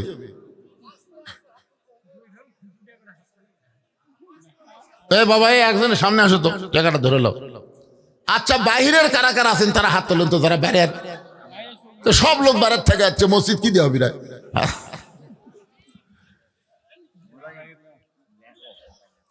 খাতা কলম নিয়ে লেখো, এখন লেখা শুরু করো। এই যে কয়েকজন হাত তুলছেন, আপনারা সিমেন্ট দেন তো দেখি, বলেন 5 বস্তা 10 বস্তা সিমেন্ট দেবেন। আপনার তো এই পাড়ার মসজিদেরই মুসল্লি, দেন। মসজিদ তো খুবই সুন্দর দেখলাম, আবার সিমেন্ট দিয়ে কি করবি এরা? ও, দোতলা বানাবি রে, লোক আটতেছে না। ফজরের খবর কি? যেই নামাজ মসজিদে না পড়লে মুনাফিক হবি, সেই নামাজ হলো ফজর আর এশা। এখন বলেন তো, ফজর আর এশার খবর কি? লোক তো আটতেছে না, এলা কি লোক রে? ফাওয়াইলুল লিল মুসাল্লিন আল্লাযীনা হুম আন সালাতিহিম সাহুন। যেদিন আল্লাহর কোরআনটা বাংলাদেশ চলবে, সেদিন থেকে জুমায় যেমন মুসল্লি হবে, ফজরেও তেমন মুসল্লি হবে। মানে জুমার দিনে যেমন মুসল্লি হবে, ফজরের নামাজে একই মুসল্লি হবে। তখন নামাজ বাদ দিয়ে পড়ার সুযোগ নাই, তখন নামাজ পড়া থাকবে না, নামাজ কায়েম হবে। জোরে কোন কথা ঠিক কিনা? কায়েম মানে প্রতিষ্ঠা পাওয়া। এখানে যত মানুষ আপনারা আইছেন, সমস্ত মানুষ কাপড় পরে আইছেন, কারণ কাপড় পরাটা আমাদের দেশে কায়েম হয়ে গেছে। সবাই কাপড় পরে, কাপড় পরাটা সমাজের মধ্যে কায়েম হয়ে গেছে। আপনারা বলেন তো, আপনাদের মধ্যে একটা ন্যাংটা মানুষ, উলঙ্গ মানুষ যদি কেউ আসে, আপনারা কে কাছে বসাবেন? এই ন্যাংটা মানুষকে কে বসাবেন কাছে? হয় তাড়ায় দিবেন, না হয় কাপড় পরাবেন, যে কোনো একটা করা লাগবে। জোরে কোন ঠিক কিনা? যেদিন বাংলাদেশে নামাজ কায়েম হবে, সেদিন বেনামাজিকে ন্যাংটার মতন মনে হবে। ন্যাংটা এখন যারা নামাজ পড়ে না ন্যাংটা মনে হয় না, কারণ কি? নামাজ কায়েম হয়নি। আল্লাযীনা ইম্মাক্কান্নাহুম ফিল আরদ, মুসলমানের মধ্যে কাউকে যখন ক্ষমতার চেয়ার দেওয়া হবে, ক্ষমতার চেয়ার পাওয়ার সাথে সাথে তার 1 নম্বর দায়িত্ব হলো আকামুস সালাত, নামাজ কায়েম করা। জোরে বলেন, কি কায়েম করা? মসজিদের উন্নয়ন করা, শুধু উন্নয়ন করা না, নামাজের মুসল্লি কালেকশন করা। আমি এই পাঞ্জুয়ারা পাইদের ভাইদের বলবো, আপনারা যারা এখানে উপস্থিত আছেন, আপনাদের মধ্যে 2-1 হাত তুলে বলেন না, হুজুর দোতলা করার জন্য আমি 1000 ইট দিব, আমি 10 বছর সিমেন্ট দেবো, বলেন। লগত না হোক, বাকি তো খাতা কলম তো বাকির জন্য। লগত কে দিল না? এই 500 টাকা দিচ্ছে, এটা এই পাড়ার লোক না, বাইরের লোক, পাইকরের লোক, বর্তমান মেম্বার তো, রানিং মেম্বার। এটা কি দিলেন? ও আচ্ছা, এই ওয়ার্ডের না। হ্যাঁ, এ ওয়ার্ডের লয়, এ ওয়ার্ডের মেম্বার দাওয়াত দেয়নি, দাওয়াত দিতে আসেনি। একটা লোক এখানে কয়টা হাত তুললো, আপনার কিছুই কর না যায়। কন বলেন, দোতলা করবে, বুঝেন না?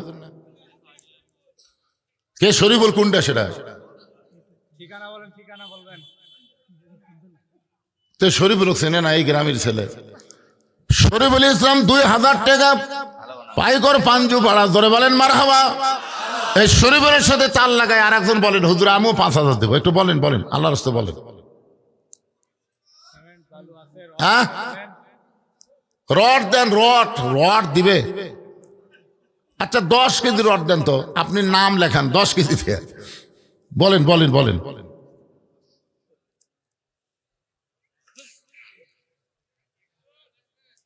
তোরা আদায়ের মাহফিল করবে মাগরিবের সময়, এটা আদায়ের ওয়াজ।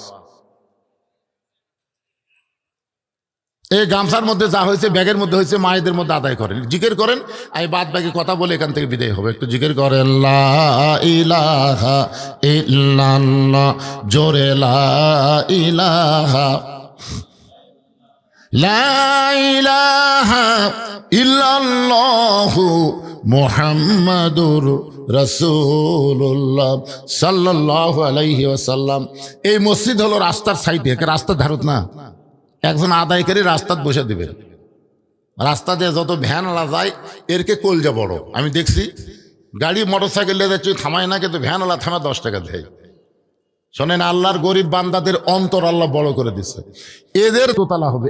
এই মাইক বসে দেন, কি রে পায় করে পাঞ্জু বাড়ার একজন লোক খালি 2000 টাকা দেয়, চুপ মারা গেল, আর বাদ বাকি কথাই কয় না। দোতলা এমনি হবে। হযরত আলী বললেন, ফাতেমা, আল্লাহ তাআলা তোমার দোয়া কবুল করেছে। ফাতেমা বলতেছেন, কি দোয়া সেইটা কি শুনবেন না? একটু আগে থেকে বলতেছি। ফাতেমা বলে, স্বামী গো, আল্লাহ পাক আমাকে জানাইছে আজকে গভীর রাত্রে ফাতেমার মৃত্যু হবে। গাছের গোড়া কাটলে গাছটা যেমন পড়ে যায়, হযরত আলী তেমনি পড়ে গেলেন ঘরের মাঝে। সঙ্গে সঙ্গে ফাতেমা চোখের পানি মুসকি হাসি দিয়া স্বামীর মাথাখানা উরাতের মধ্যে নিয়া কপালে একটা চুম্বন দিয়ে বলে, স্বামী গো, এমন করে আপনি পড়েছেন কেন? আপনি কি জানেন না আপনি হলেন পৃথিবীর সবচাইতে বড় জ্ঞানী, সবচাইতে বড় বীর। এই দুনিয়া থাকার জায়গা না, এখানে আসলে যাইতে হবে। এখানে আসলে আমিও চলে যাব আজকে রাতে, আপনিও যাবেন। এই দুনিয়া থাকার জায়গা না, সবাইকেই যাইতে হবে। কিন্তু ওগো স্বামী, আমি চলে যাওয়ার পর আমার 3টা চাওয়া আপনাকে পুরা করা লাগবে। 1 নম্বর চাহিদা হলো রাতের অন্ধকারেই আমাকে দাফন করবেন। রাতের অন্ধকারে আমার মৃত্যু হবে, আর দিনের আলোতে যদি আমার কবর দেন, আমার পর্দার খেলাপ হয়ে যায়। মায়েরা শোনেন, মেয়ে মানুষ ফাতেমা কেমন পর্দা করে, যে দিনের আলোতে যদি আমার কবর দেন, আমার পর্দার খেলাপ হবে।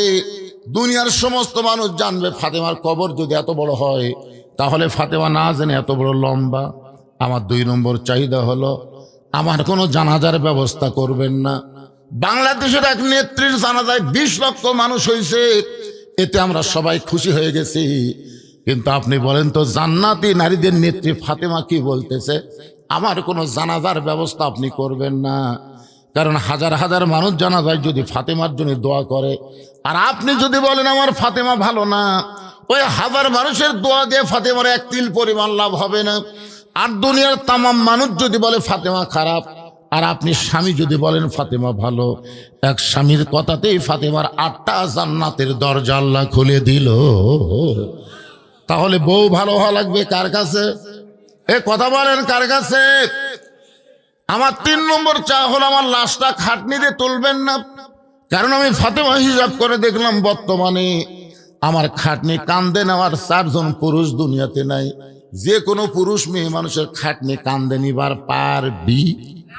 আবেগে ইসলাম চলে না ভাই, আবেগে ইসলাম চলে। হ্যাঁ, যে কোনো পুরুষ মেয়ে মানুষের খাটনি কান্দে নিবার পারবে না। আমি যত বড়ই হুজুর হই, ওই মেয়েটার সাথে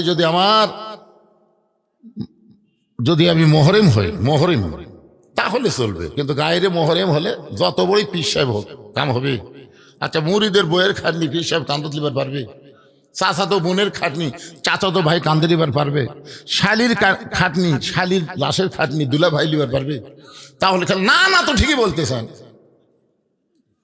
আর ফেসবুকে পোস্ট করছেন উমুক হুজুর খাটনি কান্দত লিল, কি আবেগে ইসলাম চলে না। ইসলাম বিবেক দিয়ে চলতে হবে, আল্লাহর কোরআন নবীর হাদিস অনুসারে। জোরে কোন কথা ঠিক কিনা? ফাতেমা বললেন আমার খাটনি 4 জন কান্দে নিবে, এমন 4 জন পুরুষ আমি খুঁজে পাচ্ছি না। আমার বাবা যদি দুনিয়াতে জীবিত থাকতো, মরা মেয়ের লাশের খাটনি বাবা কান্দে নিবার পারত, কিন্তু আমার বাবা 6 মাস আগে দুনিয়া থেকে বিদায় হয়ে গেছে। আমার হাসান হোসেন যদি বড় হইতো, মায়ের লাশের খাটনি কান্দে নিবার পারত, কিন্তু এরা এত ছোট, মায়ের খাটনি কান্দে নিবার পারবে না। ওগো স্বামী, জান্নাতুল বাকির পূর্ব কোণায় সবুজ রঙের একটা বাতি জ্বলবে, ওই বাতি বরাবর আমাকে দাফন করবেন। আপনার একান্ত বন্ধু যদি কেউ তাকে দুনিয়ায়, কারণ নিজের বইয়ের কবর স্বামীর করতে বড় কষ্ট হবে, তাকে বলে দিবেন সে যেন গোপনে কবরটা খনন করে দেয়, কবরটার কথা যেন দুনিয়ার কোনো মানুষকে না জানায়। ওই মানুষটার নাম হলো আবু যর গিফারি, নবীর সাহাবী আবু যর গিফারি। গভীর রাত্রে কবর খনন করতে করতে এক সময় হঠাৎ আবেগে, বিবেক না আবেগে বলে ফেলেছে, কবর রে তুই কি জানিস রে, কবর দিনের বেলা কবর না করে এই রাতের বেলা কবর খনন করতেছি, কারণ একটাই, এমন একজন মহিষী নারীকে দাফন করা হবে, সে পর্দানিশী, সে দুনিয়ার সাধারণ কোনো মেয়ে না। আল্লাহ নবীর মেয়ে হওয়ার পরেও নবী তাকে মায়ের মতন ভালোবেসেছে। সুবহানাল্লাহ কর না কেন? একদিন আল্লাহ নবী বললেন, সাহাবীরা তোমরা কি জানো আল্লাহ আমাকে 3টা মেয়ে দিছে, আল্লাহ আমাকে 3টা মেয়ে দান করেছে। আমার বড় মেয়ের নাম হলো জয়নাব, আমার মেজো মেয়ের নাম হলো রোকেয়া, আমার 3য় মেয়ের নাম হলো কুলসুমা। নবী যখন 3টা মেয়ের নাম বারবার বলতেছে, ওই সময় নবীর কাছে নবীর 2 নাতি বসে আছে, একটা হলো হাসান, একটা হলো হোসাইন। নবী বলেন, সাহাবীরা রে তোমরা কি জানো আমার বড় মেয়ের নাম হলো জয়নাব, আমার মেজো মেয়ের নাম হলো রোকেয়া, আমার আর একটা মেয়ের নাম হলো কুলসুমা।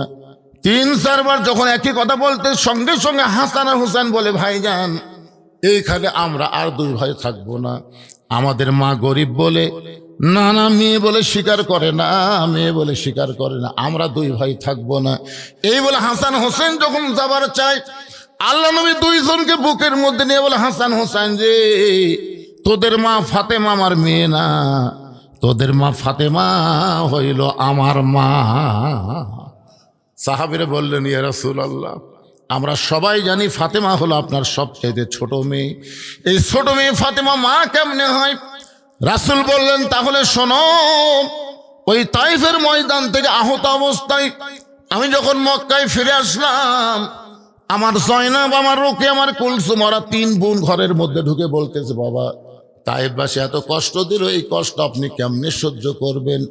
মেয়েরা যেমন কথা বলে তেমন কথা বলে আমার 3টা মেয়ে যখন চলে যায়, এমন সময় আমার কলিজার টুকরা ছোট মেয়ে ফাতেমা ঘরের মধ্যে ঢুকে বলে, বাবা এই কষ্ট আমি কেমনে সহ্য করব? বাবা আপনার গায়ে ওরা পাথর মারছে, কিন্তু আপনার দেহের ক্ষত দেখে আমার কলিজা দিয়া রক্ত ঝরতেছে।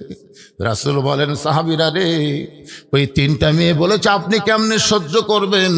আর ফাতেমা বলতেছে আমি কেমনে কষ্ট সহ্য করব? আমাকে গোসল করায়া ওই ফাতেমার নরম আঙ্গুলের মধ্যে জয়তুনের তেল গরম করে আমার ক্ষতস্থানে যখন মালিশ করে দেয়, আমি নবী কখন যেন ঘুমায় গেছি। ওই ফাতেমার উরাতে বালিশ বানায়া আমি এক সময় ঘুম থেকে চেতন পায়ে দেখি ওই ফাতেমার চোখের পানি আমার চোখের মধ্যে পড়ে গেছে। যার কারণে চেতন পেয়ে বললাম, ফাতেমা তুই এমন করে কেন কান্দিস মা, তুই কেন কান্দিস মা? ফাতেমা বলতেছে, বাবা ঘুমের মধ্যে আপনি মা বলে আমার হাতটা চাইপা ধরছেন, এখন পর্যন্ত আমার হাতটা যে আপনি ছাড়েন না। রাসূল বলে, ফাতেমা রে, আমি ঘুমের স্বপ্নে আমার মা আমিনাকে দেখছিলাম। আর মা আমিনাকে দেখার পরে যখন বলছি মা তোমাকে যাবার দেব না, ওই সময় তোর হাতটা চাইপা ধরছি, তার মানে বোঝা গেল তুই শুধু আমার মেয়ে না, তোর মধ্যে দরদে রয়েছে আমার মা আমিনা। আবু যর গিফার বলে, কবর তোর মধ্যে এমন একজন নারীকে শোয়ানো হবে যার স্বামী হলো আসাদুল্লাহিল গালিব। এ কবর, খবরদার বেয়াদবি করিস না। কোদাল দিয়ে কবর খুঁড়তে খুঁড়তে এক সময় আবেগে বলে ফেলেছে, কবর রে, তোর মধ্যে এমন একজন মাকে দাফন করা হবে যার দুইটা সন্তান হলো জান্নাতি যুবকদের সর্দার। খবরদার কবর বেয়াদবি করিস না। এই কথা বলে আবার যখন কোদাল মারতে চায়, এমন সময় কবরের মধ্য থেকে আওয়াজ আসতেছে, আবু যর, এই কবরকে সাবধান না করে বরং যারা এই কবরের মধ্যে আসবে তাদেরকে সাবধান করে দিও। আমি কবর কার মা, কার মেয়ে, কার বিবি এইটা দেখব না। আমি কবর দেখব আমল যদি ভালো হয়, লিয়াবলুয়াকুম আইয়ুকুম আহসানু আমালা, যে সুন্দর আমলের পরীক্ষা করা হবে। আমল যদি সুন্দর হয়, কবর তার জন্য জান্নাতের বাগান হয়ে যাবে। আর আমল যদি খারাপ হয়, কবর তার জন্য জাহান্নামের গর্ত হয়ে যাবে। আমরা সবাই কবরে যাব ভাইজান। আমরা পুরুষ মানুষ যারা এখানে আছি, আমাদের সবচাইতে 1 নম্বর আমল হলো নামাজ। জোরে বলেন, 1 নম্বর আমল কি? আপনি যখন নামাজ নিয়ে, মনে করেন আপনি এশার নামাজ পড়ছেন, ফজরের আগে আপনার মৃত্যু হয়ে গেল। আপনি ফজর নামাজ পড়ছেন, জোহরের আগে আপনার মৃত্যু হয়ে গেল। আপনি নামাজ নিয়ে কবরে গেলেন। কবরে মুনকির নাকির প্রথম এসে কি প্রশ্ন করবে? মান রব্বুকা প্রশ্ন করবে। যখন আপনাকে প্রশ্ন করবে মান রব্বুকা, তোমার রবকে, আপনি তো শুয়েই থাকবেন। আপনার পক্ষে নামাজ দাঁড়িয়ে যাবে। নামাজ দাঁড়িয়ে বলবে, এই মুনকির নাকির, কাকে রব সম্পর্কে প্রশ্ন করতেছ? বলে, যাই শুয়ে আছে তাকে প্রশ্ন করতেছি। তাহলে আমি কে? বলে, আপনি কে? আমি তো জানি না। আরে পাগলা, আমি হলাম ওই ব্যক্তির নামাজ যাকে রব সম্পর্কে প্রশ্ন করতেছ। ও সারা জীবন কত রাকাত নামাজ পড়ছে তোমরা হিসাব জানো? মুনকির নাকির কয়, আমরা তো হিসাব, প্রতিদিন কয় রাকাত নামাজ পড়ছে হিসাব জানিস? প্রতিদিন 5 ওয়াক্ত পড়ছে, কয় রাকাত পড়ছে? তো 17 রাকাত হলো ফরজ, সুন্নত 12 রাকাত, বেতের 3 রাকাত, নফলতা আছে। এত হিসাব মুনকির নাকির জানে? তখন ভাই, আমরা মান রব্বুকা প্রশ্ন করতেছি আর তুমি নামাজের রাকাতের হিসাব। আরে পাগলা, মসজিদে গিয়া নিয়ত করার সাথে সাথে আল্লাহ আকবার কয়ে কি শুরু করছে? আলহামদুলিল্লাহি রব্বিল আলামিন। তারপর রুকুত যা বলেছে সুবহান রব্বিয়াল আযীম। সেজদায় গিয়ে বলেছে সুবহান রব্বিয়াল আলা। তাহলে এতবার রব রব রব রব করে দুনিয়ার থেকে কেবল আসে কবরের মধ্যে একটু আরামের ঘুম দিছে, আবার রব। মুনকির নাকির কয়, আল্লাহ তোমার বান্দাকে মান রব্বুকা প্রশ্ন করার সাথে সাথে নামাজ যে খেপা খেচ্ছে, আমরা এখন করব কি? আল্লাহ বলে যে নামাজ নিয়ে কবর যাচ্ছে, তার শুধু রবের উত্তর না, সব উত্তর হয়ে গেছে। তোরে কর সুবহানাল্লাহ। এই জন্য ভাইজান, এই রজব চাঁদে আল্লাহ নবীকে নামাজ দিয়েছে। নামাজ পাইছে নবুয়তের 10ম বছরে। এরপরও নবী 3 বছর মক্কায় ছিল, নামাজ কায়েম করতে পারেনি। নামাজ চোরের মতন পড়িছে। নবী এক সময় আল্লাহকে বলল, আল্লাহ আপনি যত জায়গায় নামাজের কথা বলেছেন, প্রত্যেক জায়গায় বলেছেন আকিমুস সালাত, নামাজ কায়েম করো, কিন্তু মক্কার যে পরিবেশ, নামাজ তো কায়েম হচ্ছে না। আল্লাহ বললেন, আপনি হলেন ইমাম আর আবু জেহেল হলো নেতা। যেই দেশে ইমাম ভালো হবে, জালেম নেতা হবে, ওই দেশে নামাজ পড়া লাগবে, নামাজ কায়েম হবে না। যতদিন বাংলাদেশে ইমাম ভালো থাকবে, জালেম নেতা হবে, ততদিন বাংলাদেশেও নামাজ কায়েম হবে না। বরং যিনি ইমাম হবে তাকেই নেতা হওয়া লাগবে, তাহলে আগামীতে বাংলাদেশে নামাজ কায়েম হবে। জোরে কোন কথা ঠিক কি না? মসজিদের উন্নয়নে মাহফিল মানে কি? নামাজ কায়েম করার মাহফিল করা লাগবে। সবচেয়ে সুন্দর আমল হলো আল্লাহ যেন বাংলাদেশে নামাজ কায়েমের একটা সুব্যবস্থা করার তৌফিক দিয়ে দেয়। সব দেখা হলো শেষ। আগামীতে আমরা দেখতে চাই আল্লাহর কোরআনের নামাজ কায়েমের বাংলাদেশ। কারা কারা দেখতে চান? আল্লাহকে একটু হাত দেখান তো দেখি। লিল্লাহি তাকবীর। হাত নামান, হাত নামান, হাত কেউ কেউ আবার আরে যেভাবে তুলছেন তার ইমানও সেই রকম, অসুবিধা কি? টান টান করে তুলো।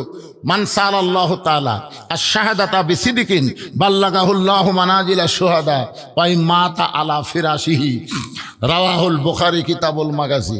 আল্লাহ রাসূল বলেন, কোন ব্যক্তি যদি চায় আল্লাহর কোরআনের বিজয়, এই কোরআনের বিজয় নামাজের কায়েমের বিল পাস করতে গেলে প্রয়োজন হলে জীবন দিয়ে শহীদ হব, এরকম নিয়ত যদি কেউ করে, তারপরেও ওই মাতা আলা ফিরাশিহি, সে যদি নিজের বিছনায়ও মারা যায়, বাল্লাগাহুল্লাহু মানাজিলা শুহাদা, হাসরের ময়দানে আল্লাহ তাকে শহীদদের কাতারে দাঁড় করায়া দিবে। তাহলে আমরা নামাজ কায়েমের জন্য আল্লাহর কোরআনের রাষ্ট্র চাই। হাত তুলে আল্লাহকে দেখালাম, আমাকে নিয়তের কথা আল্লাহ জানালাম। জোরে কোন কথা লিখতে, এখন আল্লাহ যা করবি তাই। আমাকে করার কিছু আছে ভাই? যদি আল্লাহ কয় আরো 10 বছর পরে হবে, আরো 15 বছর পরে হোক, আমাদের চেষ্টা থাকবে। ধরে কতক্ষণ চেষ্টা থাকা লাগবে না? আমাদের চেষ্টা থাকবে। এরকম মনে করেন না এই বছরে হয়ে যাবে, একটা আশা করতে পারি। আশা করতে তার দোষ নাই, আশা করতে কোন দোষ আছে? নিয়ত করি, আশা করি, আল্লাহ কবুল করুন। ভাই আমার তো আগেই বক্তব্য দিচ্ছে, এখন মোনাজাত হবে। এশার নামাজের আযান অনেক আগেই হয়ে গেছে। মোনাজাতের পরে ইনশাল্লাহ আপনারা সকলে নামাজ পড়বেন। আল্লাহুম্মা আমিন। আল্লাহুম্মা আনতাস সালাম ওয়া মিনকাস সালাম, তাবারাকতা ইয়া যাল জালালি ওয়াল ইকরাম। আয় আল্লাহ তাআলা পাইকর পাঞ্জুয়া পাড়া জামি মসজিদকে কেন্দ্র করে আজকের এই জান্নাতের বাগান লাগছে। আল্লাহ, যারা কষ্ট করে মেহনত করে এত সুন্দর আয়োজন করলো, তাদের সকলের আমলকে তুমি সুন্দর করে দাও আল্লাহ। আয় আল্লাহ তাআলা এই মসজিদকে কিয়ামত পর্যন্ত কবুল করো। তোমার মসজিদকে মহব্বত করে নগদে বাকিতে যারা দান করলো করবে, আল্লাহ সব দানগুলোকে জান্নাতের বিনিময় হিসাবে কবুল করে নাও। আয় আল্লাহ তাআলা আজকের মাহফিলের সম্মানিত সভাপতিকে আল্লাহ তুমি কবুল করো। আজকের মাহফিলের সহসভাপতিদের আল্লাহ তুমি কবুল করো। আজকের মাহফিলের প্রধান অতিথি আমার মোশাররফ ভাইকে কবুল করো। আজকের মাহফিলের প্রধান মেহমান ডক্টর ফয়সাল পারভেজকে আল্লাহ তুমি কবুল করো। আয় আল্লাহ তাআলা কে কোন নিয়তে হাত তুলেছে, আল্লাহ সকলের নেক নিয়ত নেক আশাকে আল্লাহ তুমি কবুল করো। আমরা যারা হাত তুলেছি সবাই বলেন রব্বির হামহুমা কামা রব্বায়ানি সগীরা। আমাদের দুঃখিনী বাপ মা যাদের কবরে গেছে, আল্লাহ মেহেরবানি করে বাপ মার কবরকে জান্নাতের টুকরা কবুল করো। আমার মা বোনদেরকে পর্দানিশি কবুল করো। আমার বাপ ভাইদেরকে আল্লাহ 5 ওয়াক্ত নামাজি হওয়ার তৌফিক দিয়ে দাও আল্লাহ। এই মসজিদ কমিটির সম্মানিত সভাপতি, মসজিদ কমিটির সহসভাপতি, মসজিদ কমিটির সেক্রেটারি, মসজিদ কমিটির কেশিয়ার, এই মসজিদের খতিব, মসজিদের ইমাম, মসজিদের মুয়াজ্জিন, মসজিদের মুসল্লি, আল্লাহ সকলকেই কবুল করো। আমি অসুস্থ, আমার মতো অসুস্থ অবস্থায় যারা হাত তুলেছে, আল্লাহ সবাইকে সুস্থতার নিয়ামত দান করে দাও। যেদিন আমাদের মৃত্যু হবে, দিনটার যেন জুমার দিন হয়, মাসটা যেন রমজান মাস হয়। আল্লাহুম্মা বারিক লানা ফি রজব ওয়া শাবান ওয়া বাল্লিগনা রমাদান। আল্লাহ আগামী রমজান পর্যন্ত আমাদের হায়াতকে বাড়ায় দাও। রজব এবং শাবানের বরকত আমাদেরকে দান করে দাও আল্লাহ। সুবহান রাব্বিকা রাব্বিল ইজ্জাতি আম্মা ইয়াসিফুন ওয়া সালামুন আলাল মুরসালিন ওয়ালহামদুলিল্লাহি রাব্বিল আলামিন। ওয়াজাল আখিরাতি কালিমাতুনা ইনদাল মাউতি লা ইলাহা ইল্লাল্লাহু মুহাম্মাদুর রাসূলুল্লাহ।